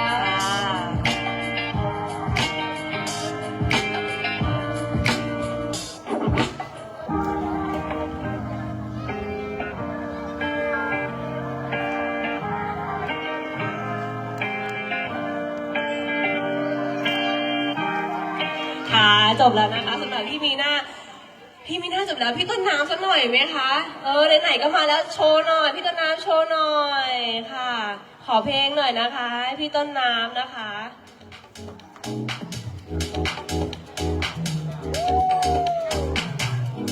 โอ้ตำแหน่งพี่ต้นน้ำนี่เยอะมากเดี๋ยวต้องให้พี่ต้นน้ำมาบอกนะคะว่าอะไรบ้างนี่สุดยอดเลยนะคะ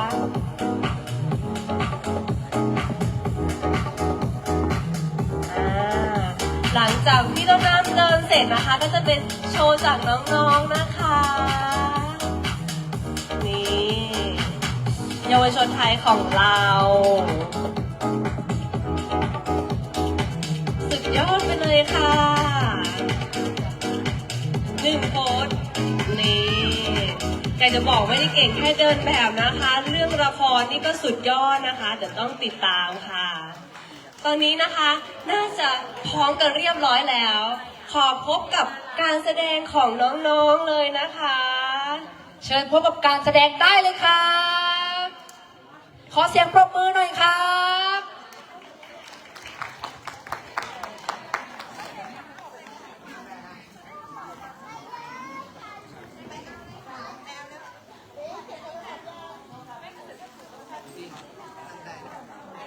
รอแป๊บนึงนะครับ เพลงกำลังเซ็ตนะครับ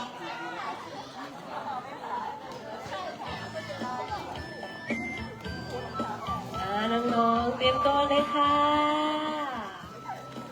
แอบเห็นมานะครับว่าข้างหลังเนี่ยเขาเตรียมใหญ่มากเลยครับ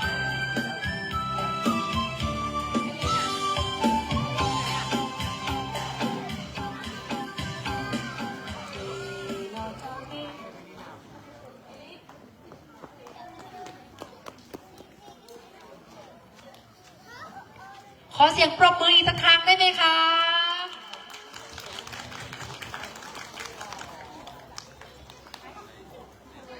จะบอกนะคะว่าชุดอุปกรณ์อะไรเนี่ยโอ้โหอลังการมากเลยครับท่านผู้ชม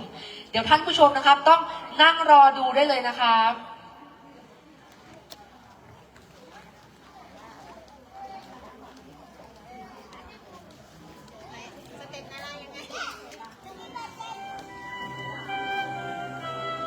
เชิญรับชมได้เลยครับ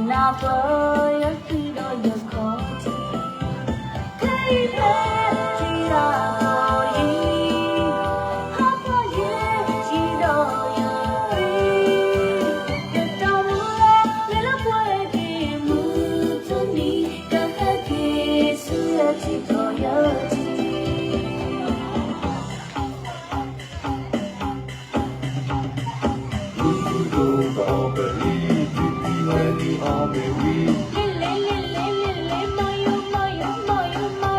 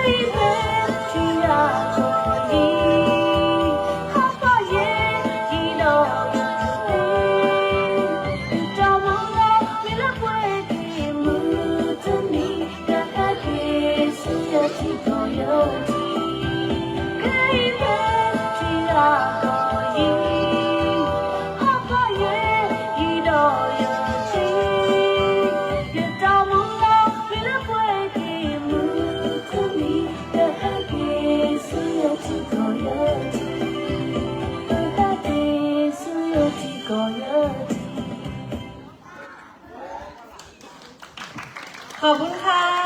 ขอเสียงตบมือให้กับน้องๆหน่อยนะคะ น่ารักมากๆเลย จบไปแล้วนะคะสำหรับการแสดงชุดสุดท้ายของค่ำคืนนี้นะคะ จะบอกเลยนะคะว่าเป็นโชว์ที่น่ารักสดใสมากๆเลยครับน่ารักมากๆจริงๆครับ โชว์ของเราวันนี้ก็ได้จบลงแล้วเป็นที่เรียบร้อยนะคะ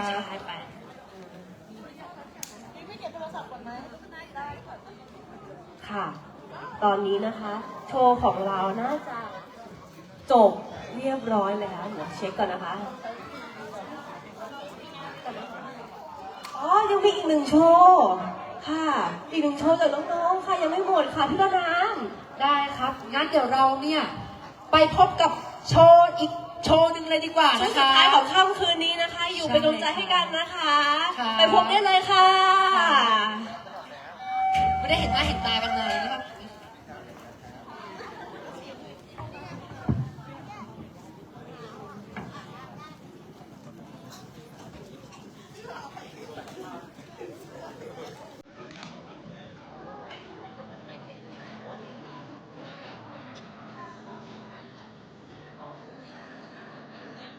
ขอเสียงปรบมือด้วยนะคะ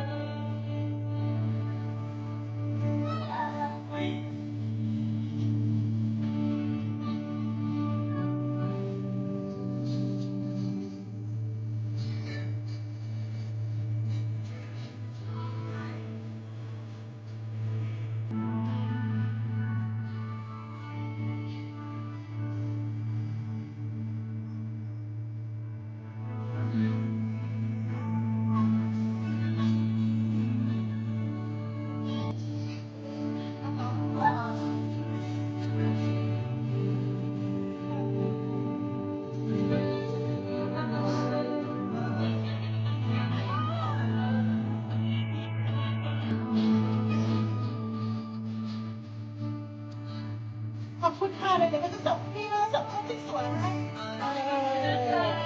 ฉันก็คอมนะผมว่าก็ตามแฟนเป็นจ่าชาย ได้หนูก็เอาภาพไปส่งข่าวใช่ครับเด้จบแล้วนะคะสำหรับการชุดสุดท้ายของค่ำคืนนี้นะคะโอ้โหต้องขอบคุณทุกๆคนนะคะสำหรับการแสดงที่มาสร้างความประทับใจให้แก่ทุกท่านนะคะ น้ำมนต์ยังไม่ได้กินข้า ใช่ วเลย ครับ น้องๆแต่ละคนนะครับเก่งมากเลยครับ ค่ะ และในทุกๆโชว์นะครับมีความว้าวมีความน่าตื่นเต้นน่าติดตามตลอดมาเลยนะค ค รั รับ บใช่ค่ะ และค่ำคืนนี้นะคะก็ถึงเวลาที่จะต้องล่ำแล้วนะคะค่ะพี่ต้นน้ำคะฝากละครหน่อยค่ะ ได้เลยครับ ก็ต้องขอสวัสดีทุกท่านอีกครั้งหนึ่งนะครับ ชื่อต้นน้ำครับธาราทิพย์กาญจนศรีสินเป็นนักแสดงค่ายช่อง7นะครับค่าย MBeaver นะครับผมก็เล่นละครเรื่องเสา5ทางช่อง7รับบทเป็นจอปาครับละครเรื่องสายเปทางช่อง7รับบทเป็นพาวินพระเอกตอนเด็กครับละครเรื่องฤทัยบดีทางช่อง7รับบทเป็นจันผาตอนเด็กครับและละครเรื่องล่าสุดนะครับก็เป็นละครทางช่อง3ครับยี่หว่าดาตังนะครับเวลา20:30วันจันทร์ถึงอังคารนะครับ ค่ะ ยังไงก็ฝากติดตามด้วยนะครับ ค่ะ และยังไม่หมดนะคะ ยังไม่หมดนะคะ ใช่ค่ะ ค่ะ ต้นน้ำนะครับก็ยังเป็นแกรนด์ลานาแอมบาสเดอร์ด้วยนะครับ 2024 แล้วก็เป็น Star of the Universe ด้วยนะครับ 2026 และรางวัลที่ได้รับมาล่าสุดนะครับตำแหน่งล่าสุดเลยคือเชียงใหม่ King Legacy นะครับ โอ้สุดยอดมากเลยนะคะ ยังไงนะครับ ทุกท่าน FC ก็ฝากติดตาม เลยค่ะ ต้นน้ำไว้ด้วยนะครับ เราก็จะได้เห็นกันบ่อยๆนะครับ ค่ะ พี่น้ำมนต์เชิญเลยครับ โอ้โห ตำแหน่งเยอะขนาดนี้ พี่น้ำมนต์ไม่มีตำแหน่งเลยค่ะ พี่น้ำมนต์นะคะ พัชรวลัยพงษ์พมรนะคะ ตอนนี้ก็ฝากติดตามนะคะละครเรื่องเพลงรักพยักร้ายนะคะ ทางช่อง7นะคะ ใกล้จะออนแอร์แล้วนะคะ ฝากติดตามด้วย แล้วก็ทุกคืนนะคะ เวลา4:50นะคะ รายการทำดีได้ดีนะคะ เป็นรายการที่พี่น้ำมนต์ทำอยู่นะคะ แล้วก็ละครเรื่องเป็นซีรีส์เรื่องเล่าอาจารย์ยอดนะคะ อยากให้ทุกคนติดตามนะคะ ทุกวันเสาร์นะคะ เวลา 4 โมง 5 โมงนะคะ ตอนเย็นนะคะฝากติดตามด้วยค่ะทางช่อง7นะคะ แล้วเดี๋ยวไว้เจอกันใหม่ค่ะ สวัสดีค่ะ เป็น FC เลยค่ะ เดี๋ยวเราไว้เจอกันใหม่งานหน้านะคะ พรุ่งนี้เจอกันนะคะ ใช่ ใช่ค่ะมาร่วมมูทิตาจิตให้กับพระอาจารย์ของเรานะคะ ใช่ครับที่วัดพระบาทปรางแฟงของเรานะคะ ใช่ค่ะพรุ่งนี้เช้าเจอกันนะคะ ครับวันนี้นะครับมีสิ่งใดผิดพลาดประการใดไปเนี่ยต้นน้ำกับพี่น้ำมนต์นะคะก็ต้องขออภัยไว้ณที่นี้ด้วยนะครับ โอเค เราเจอกันใหม่นะคะพรุ่งนี้ค่ะ สวัสดีค่ะ สวัสดีค่ะ